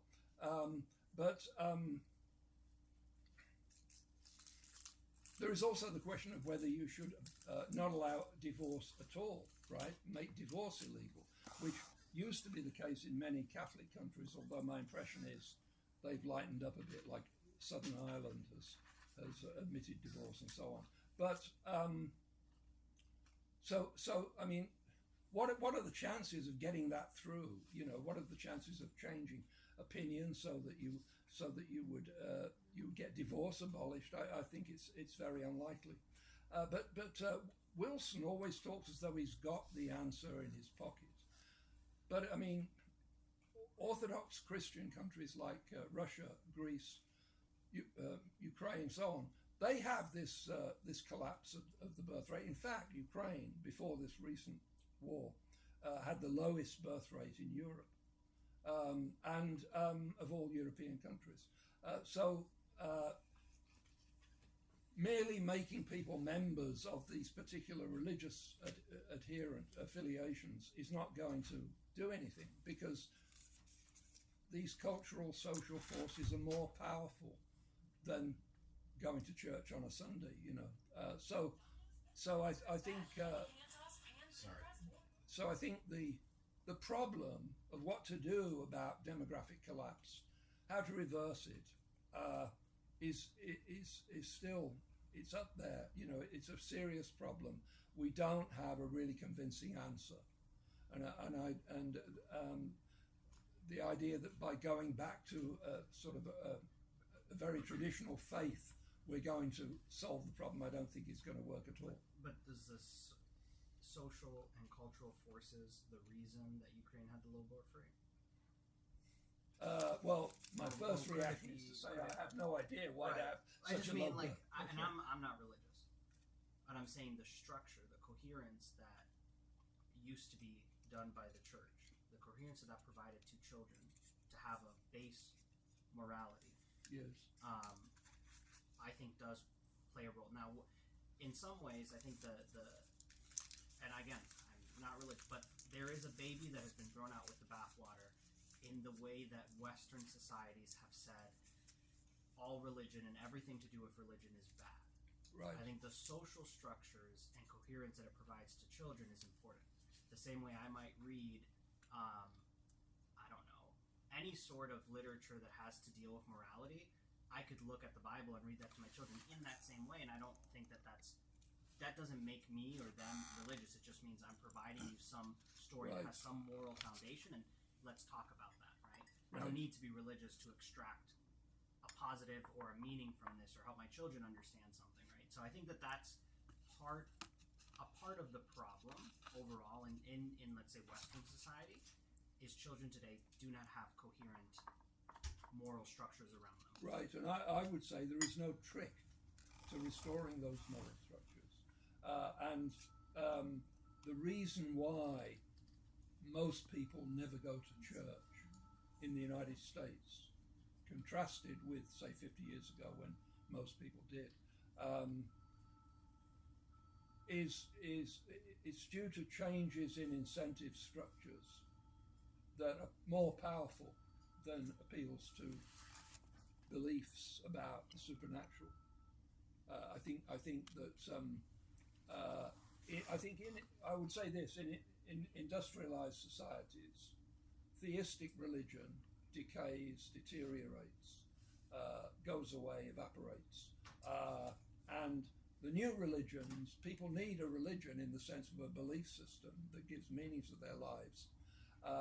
But the new religions in industrialized societies are all allegedly based on science And politics.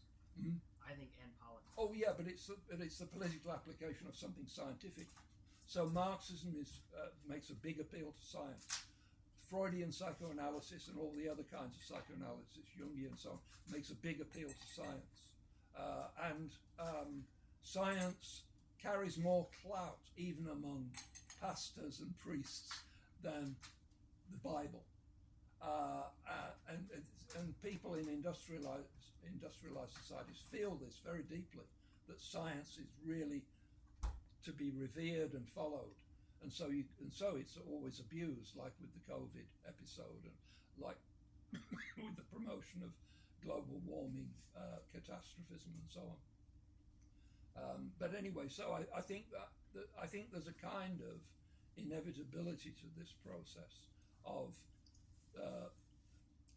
the breakup of the churches and the breakup of the social practices that used to be associated with the churches is, I think, more or less inevitable given industrial society. So in the case of Ukraine and Greece, I think Greece may have replaced Ukraine as the lowest birth rate. Yeah, I read it was very. So very and we can't ignore the economic crises that have happened in both, even before the Ukraine war. Their economy was probably just past Moldova. It was basically at the bottom of Europe. Greece a little bit better, but still they had a huge crisis. Right, So I think that right. plays a huge role. I don't know though, like. But you see this in very rich societies as well. Yeah, that's what Greece is a surprise to me. I don't know what. I was surprised to me when I was walking through the airport about 10 years ago, because I didn't know anything about it, and some volunteers, I don't know, it was an NGO or something like that, they came up to me with little postcards saying, "Please help us.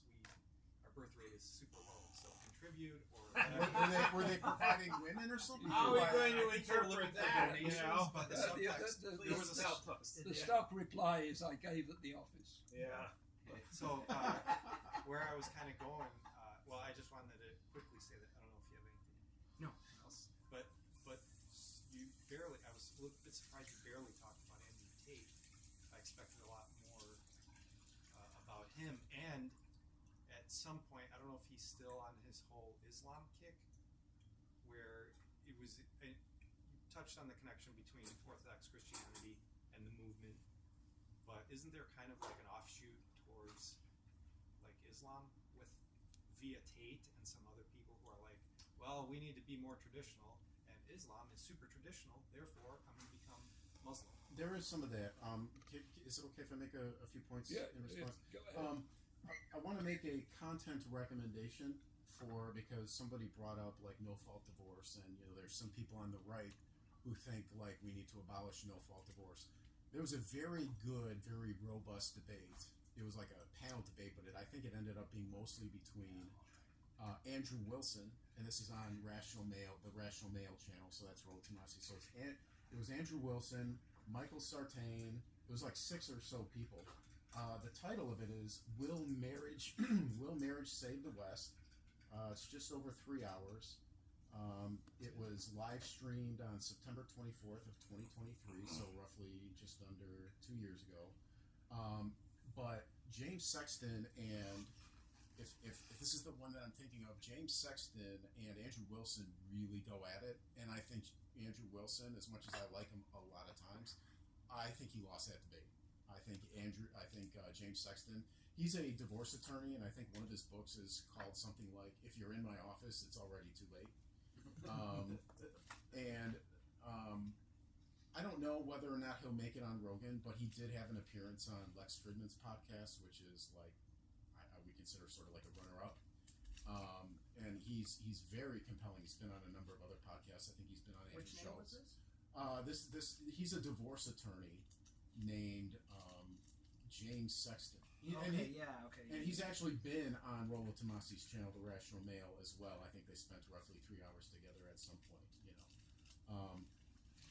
So that would be my content recommendation to get a really good, robust debate, because essentially James Sexton says it wouldn't matter. The only reason why there was a lot more divorces, I don't know what side I roll on, but one of his main points in his argument was the only reason why there was a huge uptick in divorces when it was opened up to no-fault divorce was because there was already a whole bunch of unsatisfying marriages and a whole bunch of stuff stacked in the pipeline that just letting it go meant you were getting rid of the backlog, essentially, right? That sounds reasonable to me.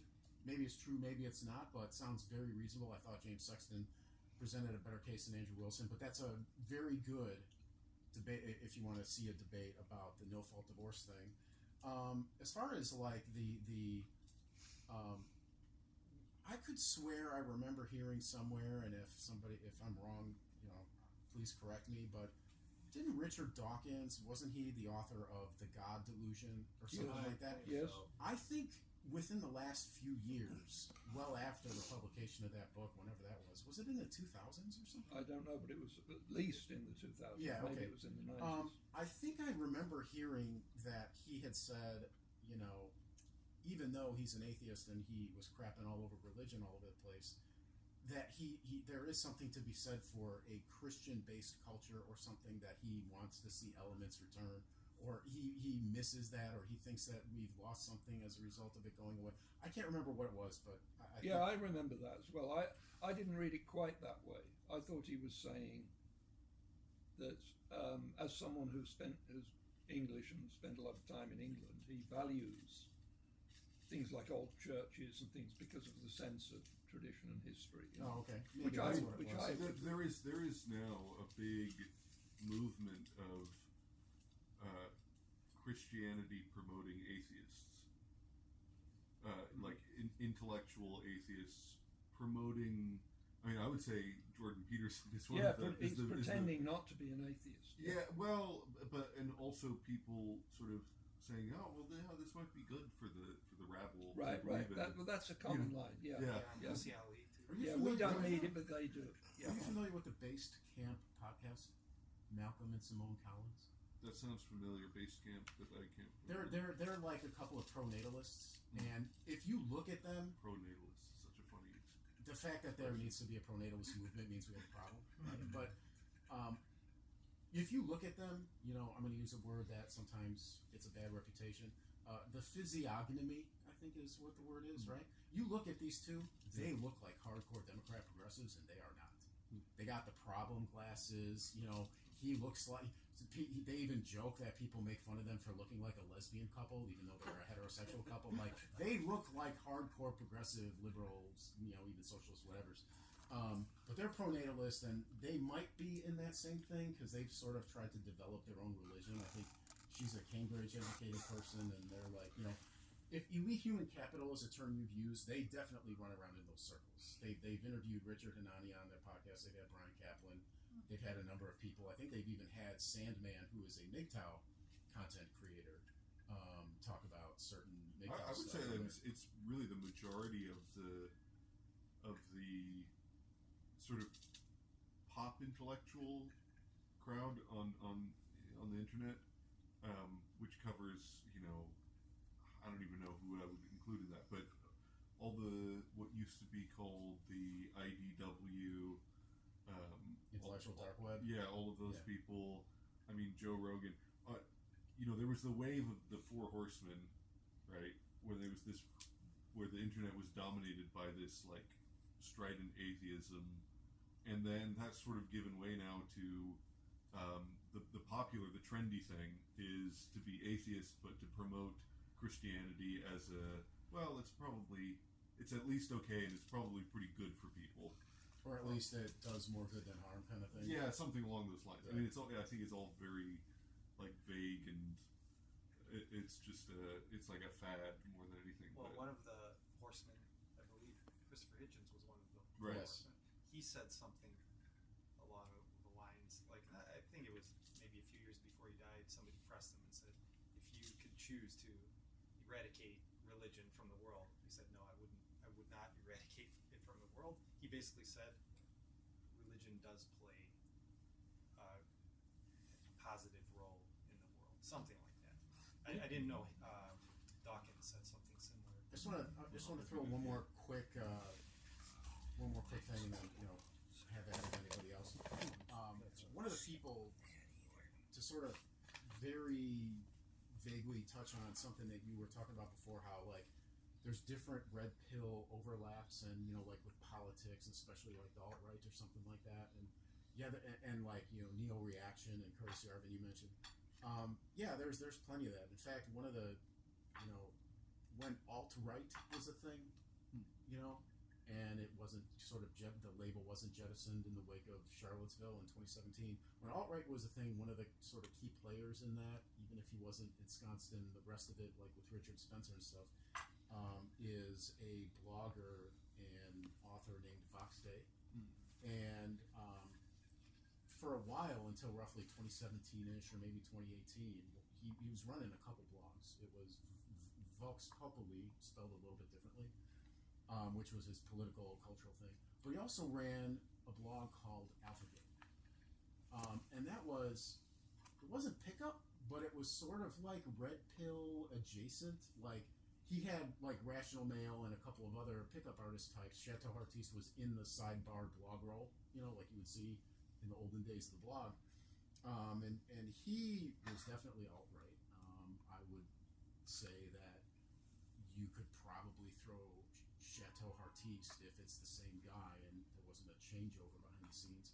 Chateau Artiste was definitely getting into some of that, and I think that that's maybe one of the reasons why there's a significant pushback. It isn't just misogyny and extremism. It's like red pills probably beget more red pills, and it could be maybe they're afraid of a chain reaction that like, okay, maybe you discover manosphere red pill or intersexual dynamics red pill, and then like, okay, now you start to question other things, and then maybe that questioning other things means you're questioning things they don't want you to question.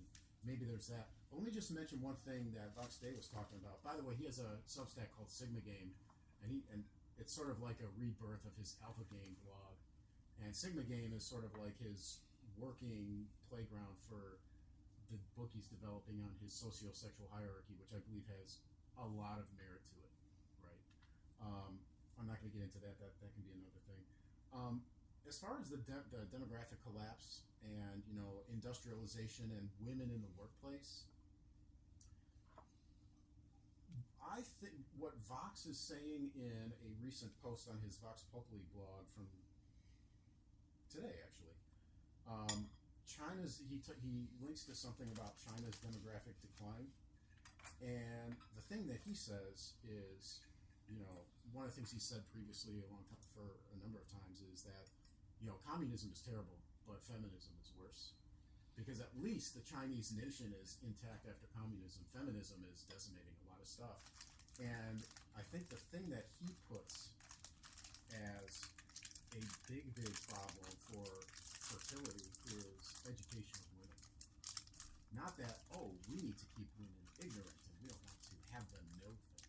It's that we're going to put them into, you know, college and then maybe grad school and then maybe some kind of professional school well into their late 20s, perhaps even early 30s, sacrificing most of their fertility window. And then maybe they start to think about having kids in their early 30s and they're just, you know, a hair's breadth away from geriatric pregnancy. Like, so the idea that we need to just, like, educate women, like, institutionally where they're socked away in a government education institution or private education institution or whatever, it's like, that's his hypothesis is that's the biggest factor for it. Yes, and a detail about that is that typically you get these women and they get into their early 30s and they suddenly think it might be a good idea to fix themselves up with a man and have some kids. I think I was going to add that I think I heard Tucker Carlson maybe recently say something to this, which is that people should graduate high school, get married, have children, then figure out what they want to do with their lives. Meaning then go to college, then get jobs, because you'll have every incentive to want to provide biologically for your children. And you'll have done your role in continuing and perpetuating society. And it'll make you more responsible in your decisions. That's interesting. Was there a particular guest he had on that was talking about this? Somebody asked him what would be the number one advice you would give to a young person. I can't remember who was interviewing him, I think. And his say was like, get married, have children, then figure out what you want to do with your life. I like that thinking outside the box. I think you need some cultural and perhaps even institutional infrastructure in place to really support that. Because if we are as atomized as we are, you know, that's going to be a much harder row to hoe than if you had, like, you know, the Indian culture or the Jewish culture where you have a robust family support system where, because like back in the day, women didn't move out. They only moved out when they got married. Like, you're saving money. In Venezuela, even if you have the money, you probably don't move out. Actually, if you move out, it's maybe because your parents have passed. You'll have kids, maybe you'll move out, but generally speaking, it's not really common, and not necessarily for financial reasons, just because of the social structure that it provides and support in general, and just like the benefit that both people get in that scenario. I think there's, I don't know, this is just me, you know, intuition here, so backed by nothing other than this is just what feels right. I think multi-generational families living together there are probably some serious benefits to that. Oh yeah, I think so. You know what I mean? The fact that we don't have that too much. It's never been my lot in life, but I can immediately think of some serious disbenefits as well. Exactly. Well, of course you can. I can too, but like then the question obviously becomes: do the benefits outweigh the drawbacks? It's not perfect. But what I was going to say before, what I started to say was that so you get this situation. Of course, it goes without saying that a lot of this manosphere stuff is a reaction against feminism, and not against feminism in the sense that they go and read Judith Butler, but in the feminist stuff that a lot of women come out with. So you get this typical trajectory of a woman who goes to university, gets a good degree because women are well behaved, right? then gets a reasonably good career type job, then she gets to the age of 32 and suddenly thinks, and so this doesn't happen now because there is this, as I understand it, this dating thing has dating apps and all that has disintegrated. But it was true a while ago that she would then go start dating and going on these dating apps.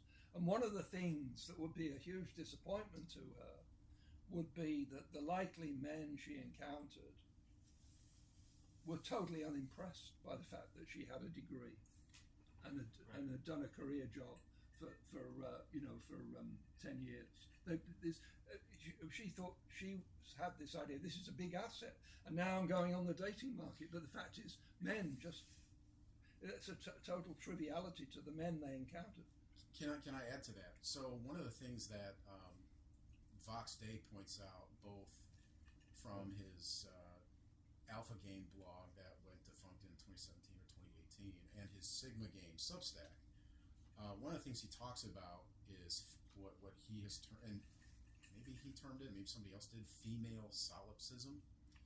Now, I know solipsism in the philosophical sense is roughly that your own consciousness is the only thing that exists, something along those lines, right? Right. Yeah, so it's kind of an abuse of that word, but like I think it's a little bit of a rhetorical It's a metaphor, flourish. yeah. It's a rhetorical metaphor. But like he talks about female solipsism, and I think one of the consequences of that is they project the things that they think are valuable in the mates that they're seeking onto what they believe the mates that they're seeking want from them. Yeah. So like if she values, and rightfully so, he's making more money, he's higher status, blah blah, he has a good job, because she values that in the man, the consequence of the solipsism is that she projects that and thinking that is an asset in her in the eyes of men, when no, it's not. Right. Well, it's part of this whole feminist idea that we're all that women are just like men. Right. Really. Yeah. And that's only possible. Sorry, don't want to sound like a broken record here, because of the pill. Right. Because without that, it was crazy. You could not have said that before. I just wanted to point out, just for fun, if you're not aware of it, the novel solution that the science fiction author Robert Heinlein had to this in one of his books, and it was that to the fertility collapse. Yeah, no. Well, sort of. When a woman got to be like, say, 18, she would get married. She would have child, and the children, upon birth, would be put into cold storage. And then the woman would go on to have a career, solid career, 10, 15 years, and then they thaw out the babies. Well, we're already halfway there. We're already halfway there when women, like, companies will literally, as a benefit of employment, they'll say to women, hey, as a benefit, we'll freeze your eggs for you. Okay, but the idea, that's halfway. The idea, though, is that the woman had the babies when she was most fertile, but then could postpone actually the raising until later after having had a fulfilling career. You see, I think we're there because my brother and his wife did this because they live in Argentina and we don't have a lot of family there. We don't have any other family there really. And so they're waiting until we can kind of figure out where we can all, again, goes back to what we think culturally is the smartest thing to do, more together and closer to then have kids together and be able to lean into that family structure. So that, my sister-in-law's eggs are frozen, and this is because she's about to be 35, 36, and so she had them frozen a few years back because, her most viable eggs were going to be in her, yesterdays basically, and not in the future. Yeah. And those eggs are now the most viable eggs, and are frozen in time as healthy, good, viable, eggs that she can carry at a later date. I wonder how common that's going to become. It's incredibly common. Increasingly common. It's incredibly common, yeah. So I think it's part technological limitations today, but are becoming more common, and also part societal issue, in terms of when do these things happen in life in order to ensure that humanity continues to exist. So there have been advances recently, I don't know much about it, but ectogenesis, growing...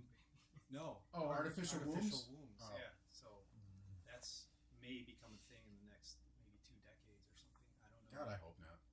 It will. We're talking I think Brave it's New worth- World. I think it's we're worth mostly exploring. there. I don't know if I have no idea. If it's I gonna be bad, but I it don't solves think it's from a strictly logical viewpoint. It solves a lot of problems. Now, what's going to come out of it? Like, how are these humans going to be? That's a different question. But it's worth kind of the thing I exploring worry- the topic. The thing I worry about that is that and maybe it's inevitable, which I hope not, but the thing I worry about with something like that is that we then begin to manufacture people. Well, Right. obviously there would have to be like a lot of rules and regulations, and the government shouldn't be like creating super soldiers or something Good to luck suppress there. people. Well, I mean, this is They're gonna do it. the They're one gonna thing do that it. Like, I'm- let's get a bunch of.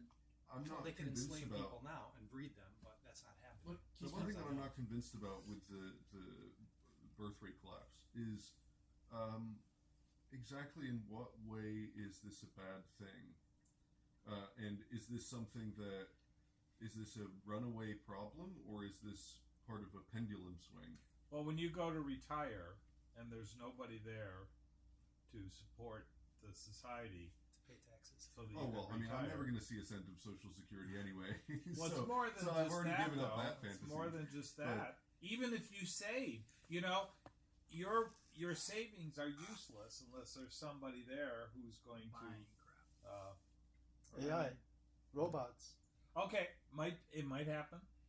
That's an answer. I mean, Possible beyond the sort of the broadest sense in which human proliferation is good, and so more humans out in the world is a good idea.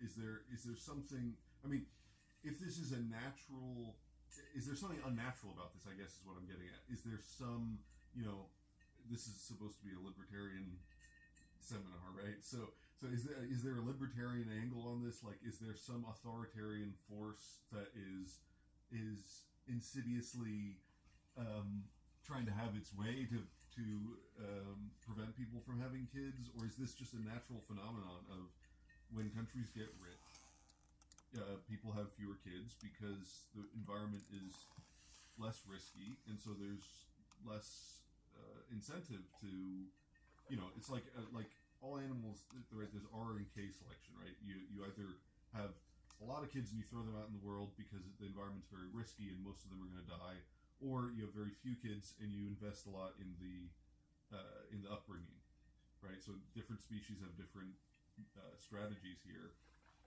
rabbits and wolves, respectively, for example. Sure. Okay. Or like fish, where they have like 1 million eggs, right? And like 99% of them die or get eaten. So is this not just a reflection of a changing landscape, where as the environment becomes easier to survive in, right? As child mortality goes way down, or wait, child mortality, does it go down? Yeah. Fewer children die, right? You go back to the 1800s, right? And like 15 out of 20 kids would die before the age of 3 or something like this, right? Whatever the stats are. And now that doesn't happen in the developed countries. So is this not just a reflection of that changing landscape, that there's less incentive to have children, and so the birth rate goes down? And then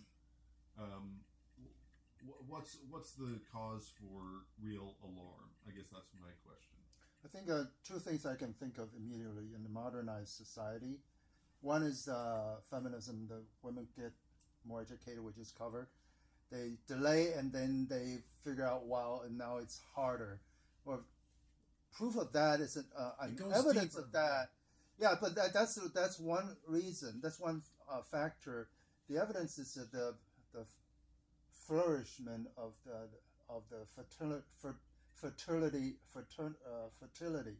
fertility industry. There's a very lucrative industry because there's this demand, not because women don't want children forever, but they just realize too late. Okay, that the second one is the cost of bringing up a child is higher in a modernized, industrialized society than the agrarian society. I know that for a fact. For example, in China, or where I grew up, Taiwan, it's very hard to bring up a child because it costs a lot of money for education and everything else, and the cost of living is higher. It's harder to own a home. It's everything's cost more, and especially bringing up a child costs even more because of society. You want the person that has a reasonable future that the parent desires for the child. There's some requirements. All cost money. For example, the education, and the competitiveness in the education, because you have high school education is not enough. You need to be able to get into college, the process of which is very competitive. So you have to invest a lot of money in the after-school programs, all that stuff. The same with Korea, where my wife grew up. So that's very high cost, and a lot of young people couple with the higher living costs, so they just can't afford to have children. So those are two factors. Well, he's asking though the effect of what. Suppose we just let the population shrink. Is there going to be a problem with that? Well, I guess it's two questions. One is this just a natural? I don't want to make the naturalistic fallacy here, but let's say is this something that is part of a natural cyclical system where the population rises and falls depending on certain conditions in the society, and this is part of a pendulum swing in one direction, and the pendulum will swing back when the situation is calls for it. So there's one question is this something that is bound to happen, and it's not leading to an apocalyptic scenario, but it's going to readjust itself. What's the evidence that there's an apocalypse at the end of this? That, I guess, is the first question. And then the second question is, sort of related to that, is there some nefarious force that's, is there some authoritarian force that is trying to influence things in a certain direction, or is this a completely I guess those are basically the same thing. Is this a natural consequence of the system, and is there something bad at the end of this? Can I offer a couple of things, and I'm sure you have plenty, and I'd love to hear it. I mentioned Andrew Wilson. He has a wife, and her name is Rachel Wilson, and she wrote a book called Occult Feminism, The Secret History of Women's Liberation. She also has a YouTube channel, and I think one of my favorite videos on there is when she craps on the idea of female political leaders, and it's great. She's very smart. She has also appeared on the Whatever podcast as well. One of the things, and it's not like I've studied feminism, but one of the things that I know about feminism is that it's very anti, like the hardcore feminism, it's very anti-nuclear family.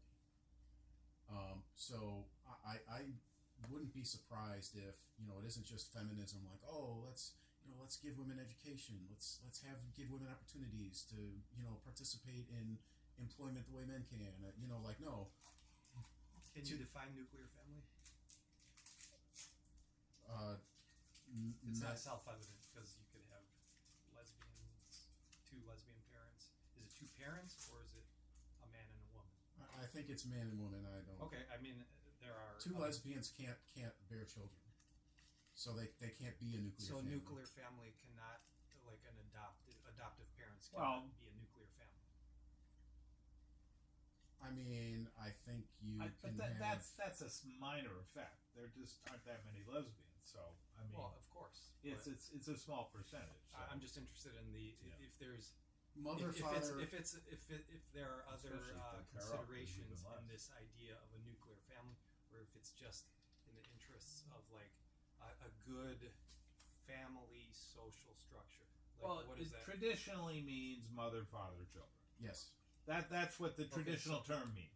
You can expand it, obviously. Well, like I said, there are multiple definitions. Yeah, I'm just saying the traditional definition of nuclear family is that's mother, what father, was children. in my head when I was using the term. So mother, father, and biological children, or adoptive children. That's the historic biological definition. children, but could be adoptive children, and I know where that goes. Well, two men can adopt children or two women can adopt children, but Okay, like so it's but regardless, just wanted to clarify. but regardless, my understanding is, according to hardcore feminist theory, not that I've studied it in depth, but from enough of what I heard is that part of reinforcing patriarchy, which is the big bad evil boogeyman for feminism, is the nuclear family, right? Because the nuclear family, you have the mother and the father, and if it's traditional, the father is the head of the household and he's the patriarch. And so even to if speak. it's not, the argument is made, I think, with it's true that women tend to do more of the domestic work than men. That's just a statistical fact. It's not required by the existence of a nuclear family, but that's one reason feminists are against it, is because women. I think that's that's minor. Well, I think it's No. I'm talking about when they were cooking up feminism, like what was it, Seneca Falls or something like that. Yeah, but these women were all married. Yeah, but like you I think you had some theory, like wasn't one of them named like Shulamith Firestone? Yes. Something like that. Yeah. Like they thought that families, private families not mediated by the state, were a big problem, and they were against that. So if modern incarnations of feminism are against the family, I would absolutely see them wanting to attack it on any number of fronts. Now, to answer your question, I don't have an answer. This is almost parallel, sort of, in nature nurture. What's the proportion? Is like feminism versus natural cyclical cycle. What's the proportion? I don't know. I can't. I don't have enough expertise to answer that. And I don't know maybe if even enough expertise exists yet to answer that. But there is a lot in hardcore feminism that is against the family. So if they can break up families, that's a win for them. If they can prevent families from forming, that's a win for them. They think it's a win for them. I mean, it's according to their philosophy, but I think it would be bad for the society. ideology, Right.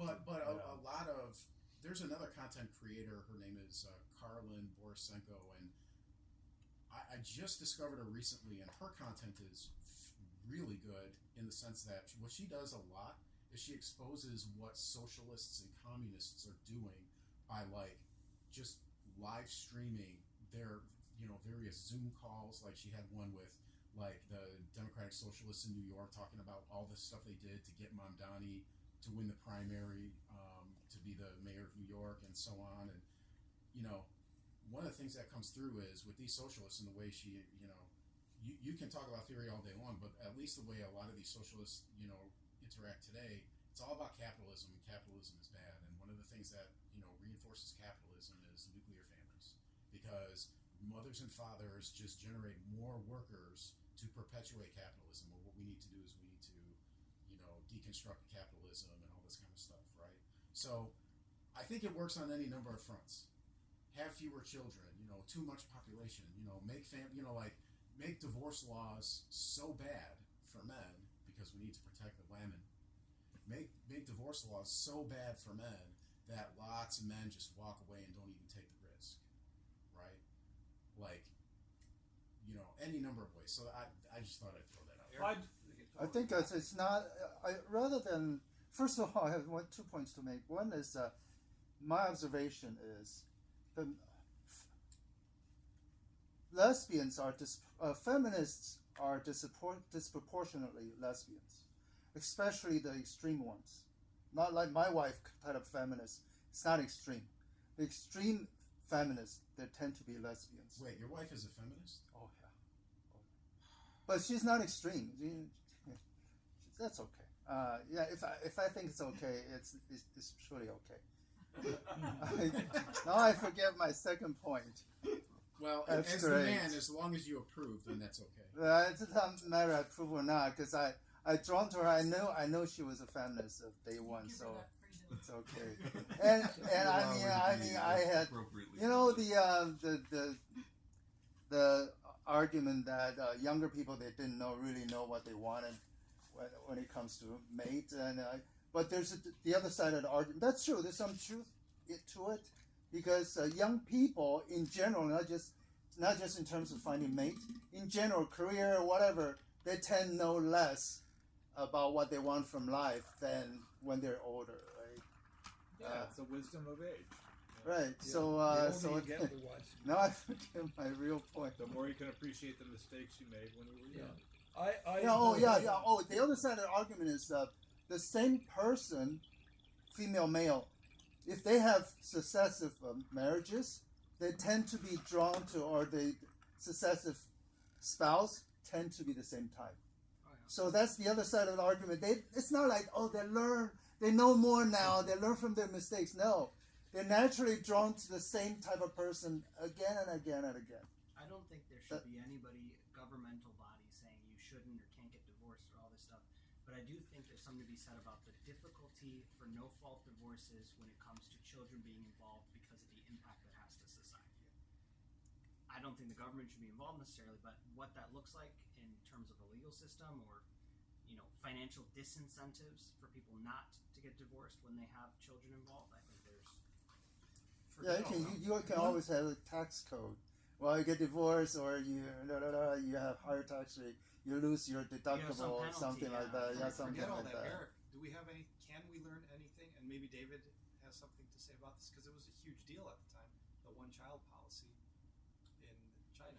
I mean, that lasted what? Yeah, I mean, the two decades sides of the or so? argument. At the time, it seems... What kind of effect, and can we learn anything from Yeah, you have to look at how... We can always second guess, okay?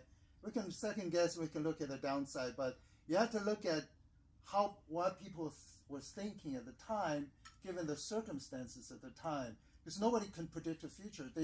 If we second guess them, number one, it's unfair to them. Number two... I'm not talking about second, I'm just asking, can we learn anything? Learn it. That means they made a mistake. But I'm not judging them in terms of they made a mistake, because I'm just reciting the arguments that I learned. I haven't made up my mind, but I just throw it out. See what you think.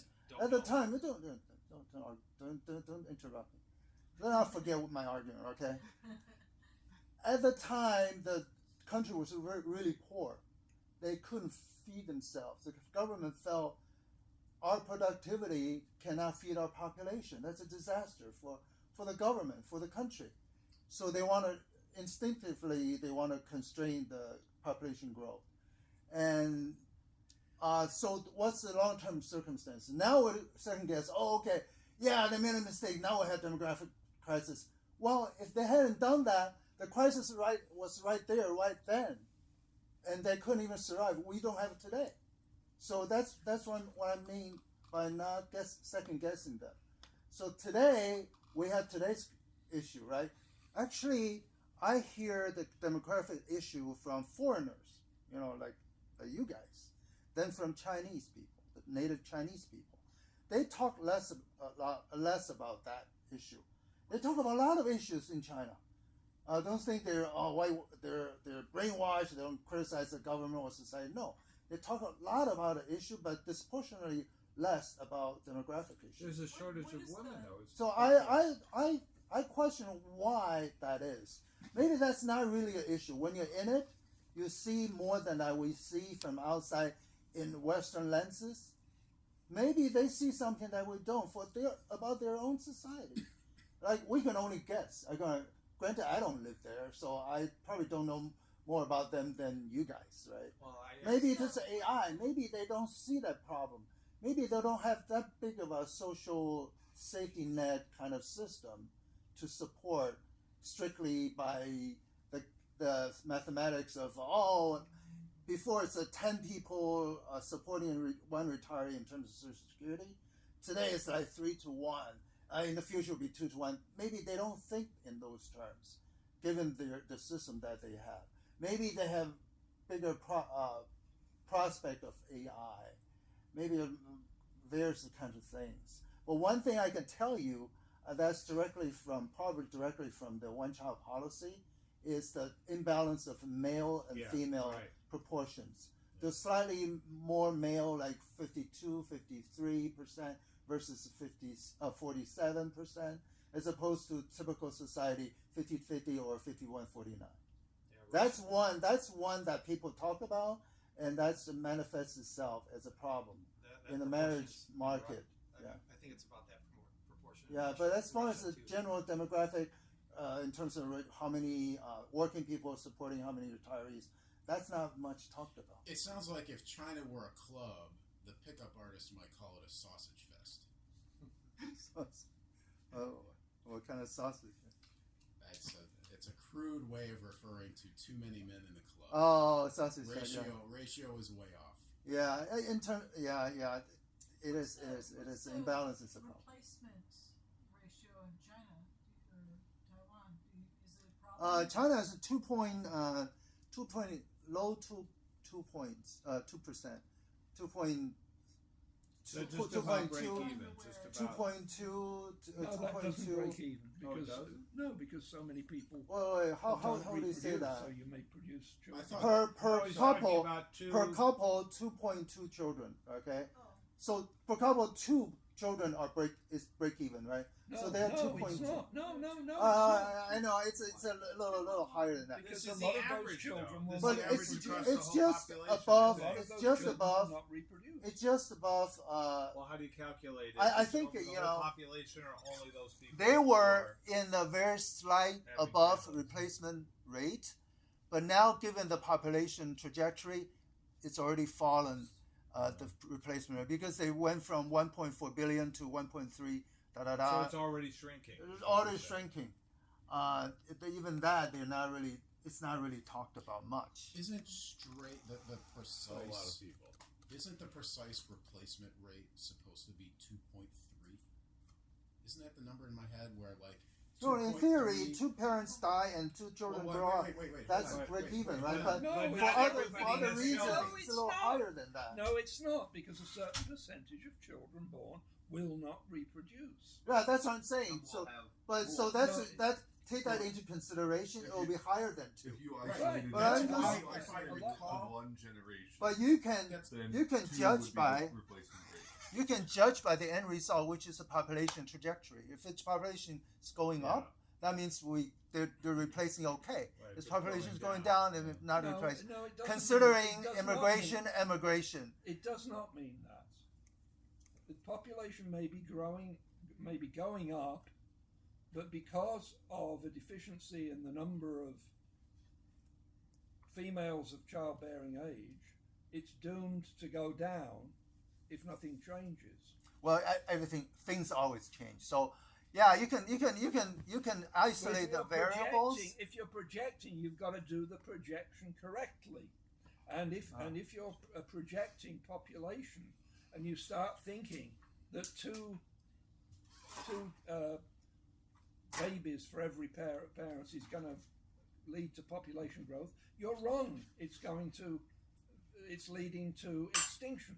Well, the No, internet I says- already concede that. the I already internet concede says that's not 3.1 accurate. But David. my point is, if you look at the end result, And the Yeah, end result. but you said is the you end said yeah result- because and of the the end noise result is and the end the. result for now. I get it. Yeah, I know. That's why projection is I so think you do. hard. Yeah. That's what's projection is so hard. Yeah, I get it. There's a lot of No, there I are mean- noises and there's a core factors that you have to take all into If consideration. China is not going to go towards extinction, there has to be a really considerable, dramatic change. And the Yeah, same is true of that the goes United back to States. that goes back to your point. The Is it same true. cyclical or is it like a Well, this is- one directional, this is right? what I'm- So that's go to like if China goes to from 1.4 billion to 1 billion, maybe it'll turn back. Why should Maybe, it? Why right? That should it? kind of Why fits. should it? I don't know. Yeah. People feel the sense of urgency. There's no- People feel the sense. I can There's no make any other guarantee. guess as my guess is just as good as yours. Maybe people feel the urgency. Maybe there's some more bigger marginal benefit to have children, individually and collectively. Maybe Look, there's some you can things, talk right? about possibilities all day long. What is important is what are the probabilities, what are the trend lines, and I think to David's point, if what's happening now continues the way it is, China's headed for population collapse. Now I get your point, it's like, well, things can change. Well, of course. But Okay. we need to, instead of just relying serendipitously that a change will just kind of organically happen. Yeah. or Okay. emergently happen. True. But what I can say right now with my limited knowledge in that field, but a lot of common sense is, it's inconceivable for me to envision that China's population will fall indefinitely below 1 billion, below 0.9 billion, and without turning back or flatten out. But That's somebody based on my has to instinct. cause that to happen. Right, well, There people- has I to know, be- but there I don't has have to the be- knowledge There for has that. to be a dramatic change Right. in the way everybody views coming. child raising. Have a good night. Yeah, but the first Right, thing, I don't know. the first thing is to acknowledge the existence Come of for your the chair, issue, right? which is, I think it's more and more My happening. tailbone. Right. Not everybody's talking about it, but it is becoming more of a topic of discussion. Well, I believe. I mean, I have really two questions on this point. One is this a natural phenomenon or is it man-made? Which that's maybe a. Well, it's never happened before but- in the history of the world because we've never had. I shouldn't say that. It happens if you have famine or war. You have things like this, In but the this is not caused by that. industrialized This world. is individual choice. But Not that's to why. have That's why children. because if I'm taking That's never happened. the before. libertarian angle on this, Yeah. right? Yeah. Is this something on principle to be, opposed towards, Yeah. or is this just something that is a result? Because there's all sorts of things that Yeah. the libertarian perspective is.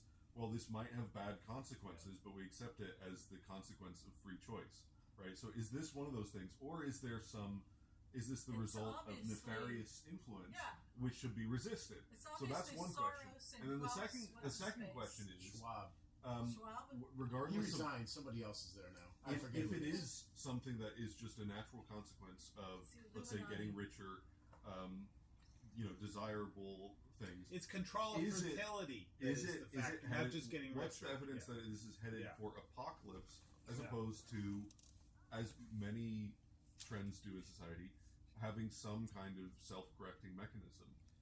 Yeah. Yeah, I'm more- things tend not to move from extreme to total collapse. That's not a what things act like this.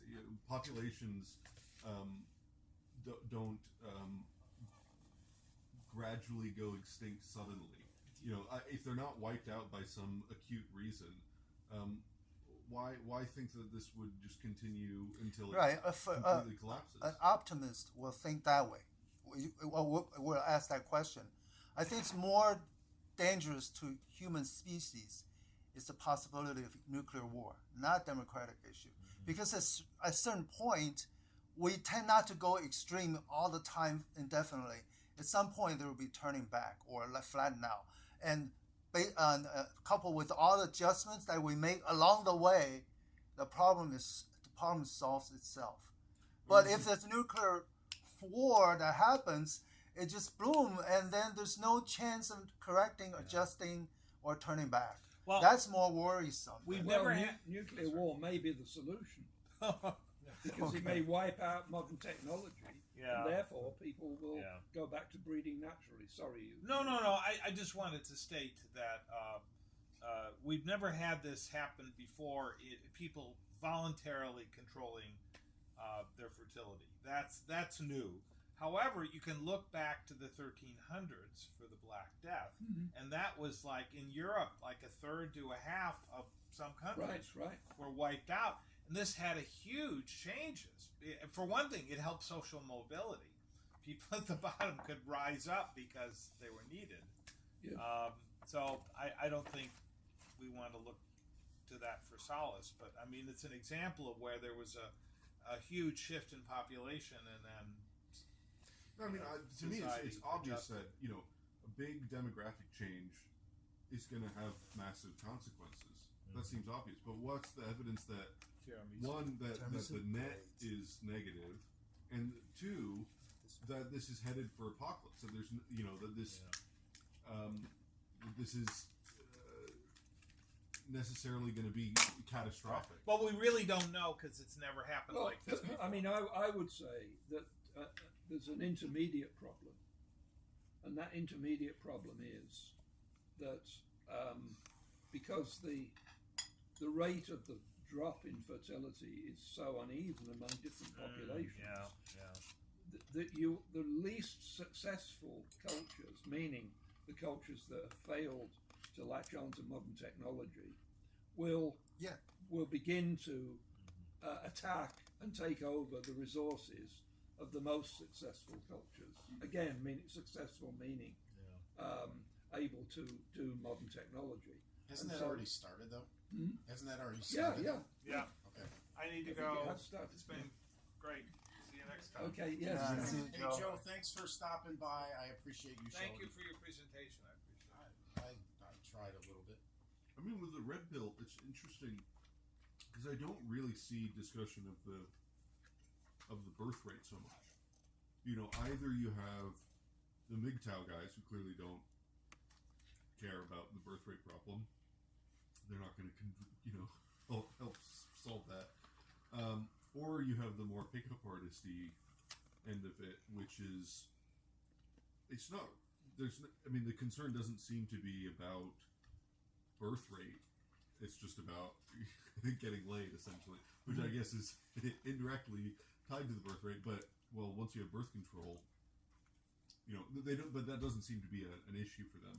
It maybe is more of an issue for the trad cons, but it doesn't seem to be. I mean, maybe you're more familiar with that area than I am, but the red pill people don't seem to be really driving that point as like a. So maybe there's parts of the red pill or maybe the broader manosphere that maybe talks about that. I haven't really encountered that. It's not like I've done a really exhaustive, survey PhD thesis, 10 years kind of thing. But I haven't seen it, and I know that, the one whose content I've probably taken in the most, Rollo Tomasi, I don't know if he talks about it. I don't know that he talks about it in terms of, this is a problem, how can we, leverage the red pill to fix, demographic collapse or whatever. I don't think he gets into that because I think that veers a little bit too much into, what ought to be, which is not what the pure red pill is, as he has said over and over, and away from what just is, right? If he's taught, he probably has talked about it every now and then, but if he's talked about it, he's probably just talked about it in terms of it probably being heavily affected, if not primarily affected, with the advent of the birth control pill. Because what the birth control pill did was, for the first time in human history ever, it gave women unilateral control of reproduction. Unilateral control. There's obvious outliers and exceptions to that, but for all intents and purposes, women today have unilateral control, at least in the industrialized modern West. Women have unilateral control over reproduction. They had control. My before. body, they could my just close their legs. What's that? They could just close their legs before. Right. So the other part of it is they wanted a man to support them. Well, I mean, in that sense, you're right, but by separating sex from reproduction, right, fun. You can have sex, but even at that point, now women, because if men and women had sex before birth control pill, aside from abortion, women did not have unilateral control. I think the birth control pill is a big factor. What's that? The emerge of the big birth control pill is a big factor, the turning point of the female psyche. It's probably the biggest factor. Yeah, but it's not as big as, it's a relative term, but take note that a lot of women who don't want children, they're also not taking pills. So that part of the female population has not changed, pre-pill and post-pill. So pill is a factor, but it's not a dominant, or it's not dominant. It's also relative, but not as dominant as you can imagine. People tend to simplify. I disagree. People tend to simplify. This is the reason. No, because the world, the human affairs, rarely like that. No. Rarely simple as that. I completely disagree. I completely disagree. Just real quick, I completely disagree. Because now what you have is, okay, fine, the women who weren't going to have children before? Are they going to be the same women who don't have children after the pill? Whatever. But like now, what you do is, you know, like in economics, there's a margin. You know, there's the one side of the spectrum where it doesn't affect it, and then there's the other side where it doesn't affect it, and then there's that range in the middle where the change in the one variable means in that whatever that middle margin, what they call it, the margin, the decision changes, right? Because of the incentive, the decision changes. Mm-hmm. So now, because you have the pill, women can do, you know, like there's an option there.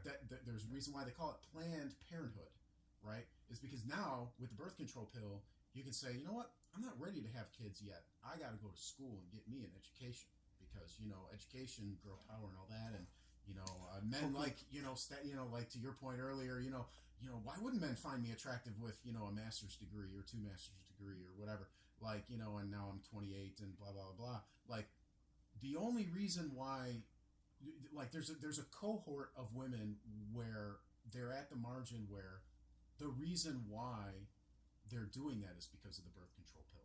Yeah, when you say birth control pill, is that like a symbolic term to cover all the contraceptive measures, or just strictly the pill? Okay, so you say no. Just Give about me to an ask, answer. does Planned Parenthood provide condoms? Condoms go back hundreds, if Right, not thousands of years. Right. Why is this big revolution confined to just the pill when the condom has been around for That's an centuries? oversimplification. People tend to do that. Millennia. People tend to do that. Do you think it's a mere coincidence that the sexual revolution and the birth control pill were so tightly? Well, it's a big factor. I don't think it's a. I'm not blind enough to say it's a coincidence, but it's not the only or super dominant factor. It's not. It is a big factor, but it's not that dominant. I think sorry. I was just going to add, like, the reason I think part of the sexual revolution happened was also because these were the children of people who had been, you know, in the war, came home, all wanted the very quiet suburban life. Boomers. Or actually the boomers, you know, you could say really it was the silent generation that was in the war. They came back and they wanted just peace, tranquility, suburban life. They have their children and they want structure, peace, tranquility, and those children do what children do really well, which is rebel. Yeah, and they go in the opposite direction of their parents and say, "What are you doing, you lamos? Let's just go have the sexual revolution." I think that is what happened. I don't think that you necessarily can just tie it to that. I think you have a very big. Also, the advent of the Playboy magazine. Mass media. Hugh Hefner. Obviously, That's also a the pill factor. Totally changed everything. I think obvious. I can No, speak don't from, say I can obvious. speak Nothing from, is from obvious. Hey, some what changed everything? limited experience. The pill. I can speak from some limited experience in saying, being on the dating scene, being a bachelor in the Your dating parents scene. are here. I'm the only one that has real experience in this topic for the present time here.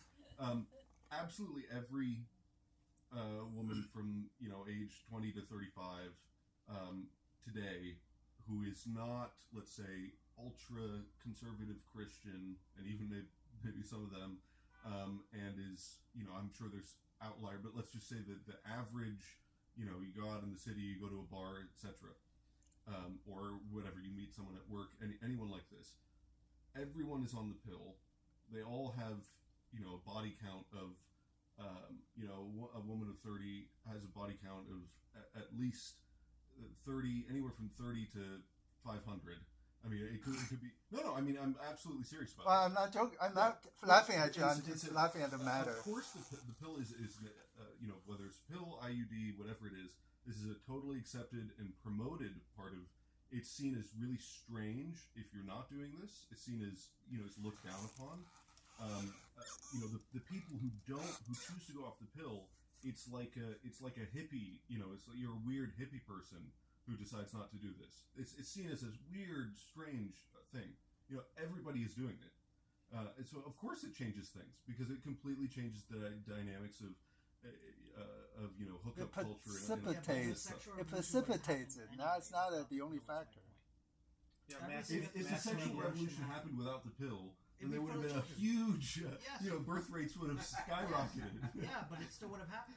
Mass media helps. Right, it precipitates it, but it's not the only thing. A swift end. That's what would have happened. I mean, this is obvious. I mean, the idea that condoms could do what the pill did in 1960 It's totally ridiculous. Well, I'm not I mean, saying if you that. just think about what goes on, first of all, the man has to put on the condom. You so know, they're Unless you they're get the both- woman to put it on for you. They're both prophylactics. They both do the I mean, same okay, job. here's one well, example. they don't Look, do the same job course. because they're not. Because if you obviously- take the pill, that means for a certain period of time you can't get pregnant.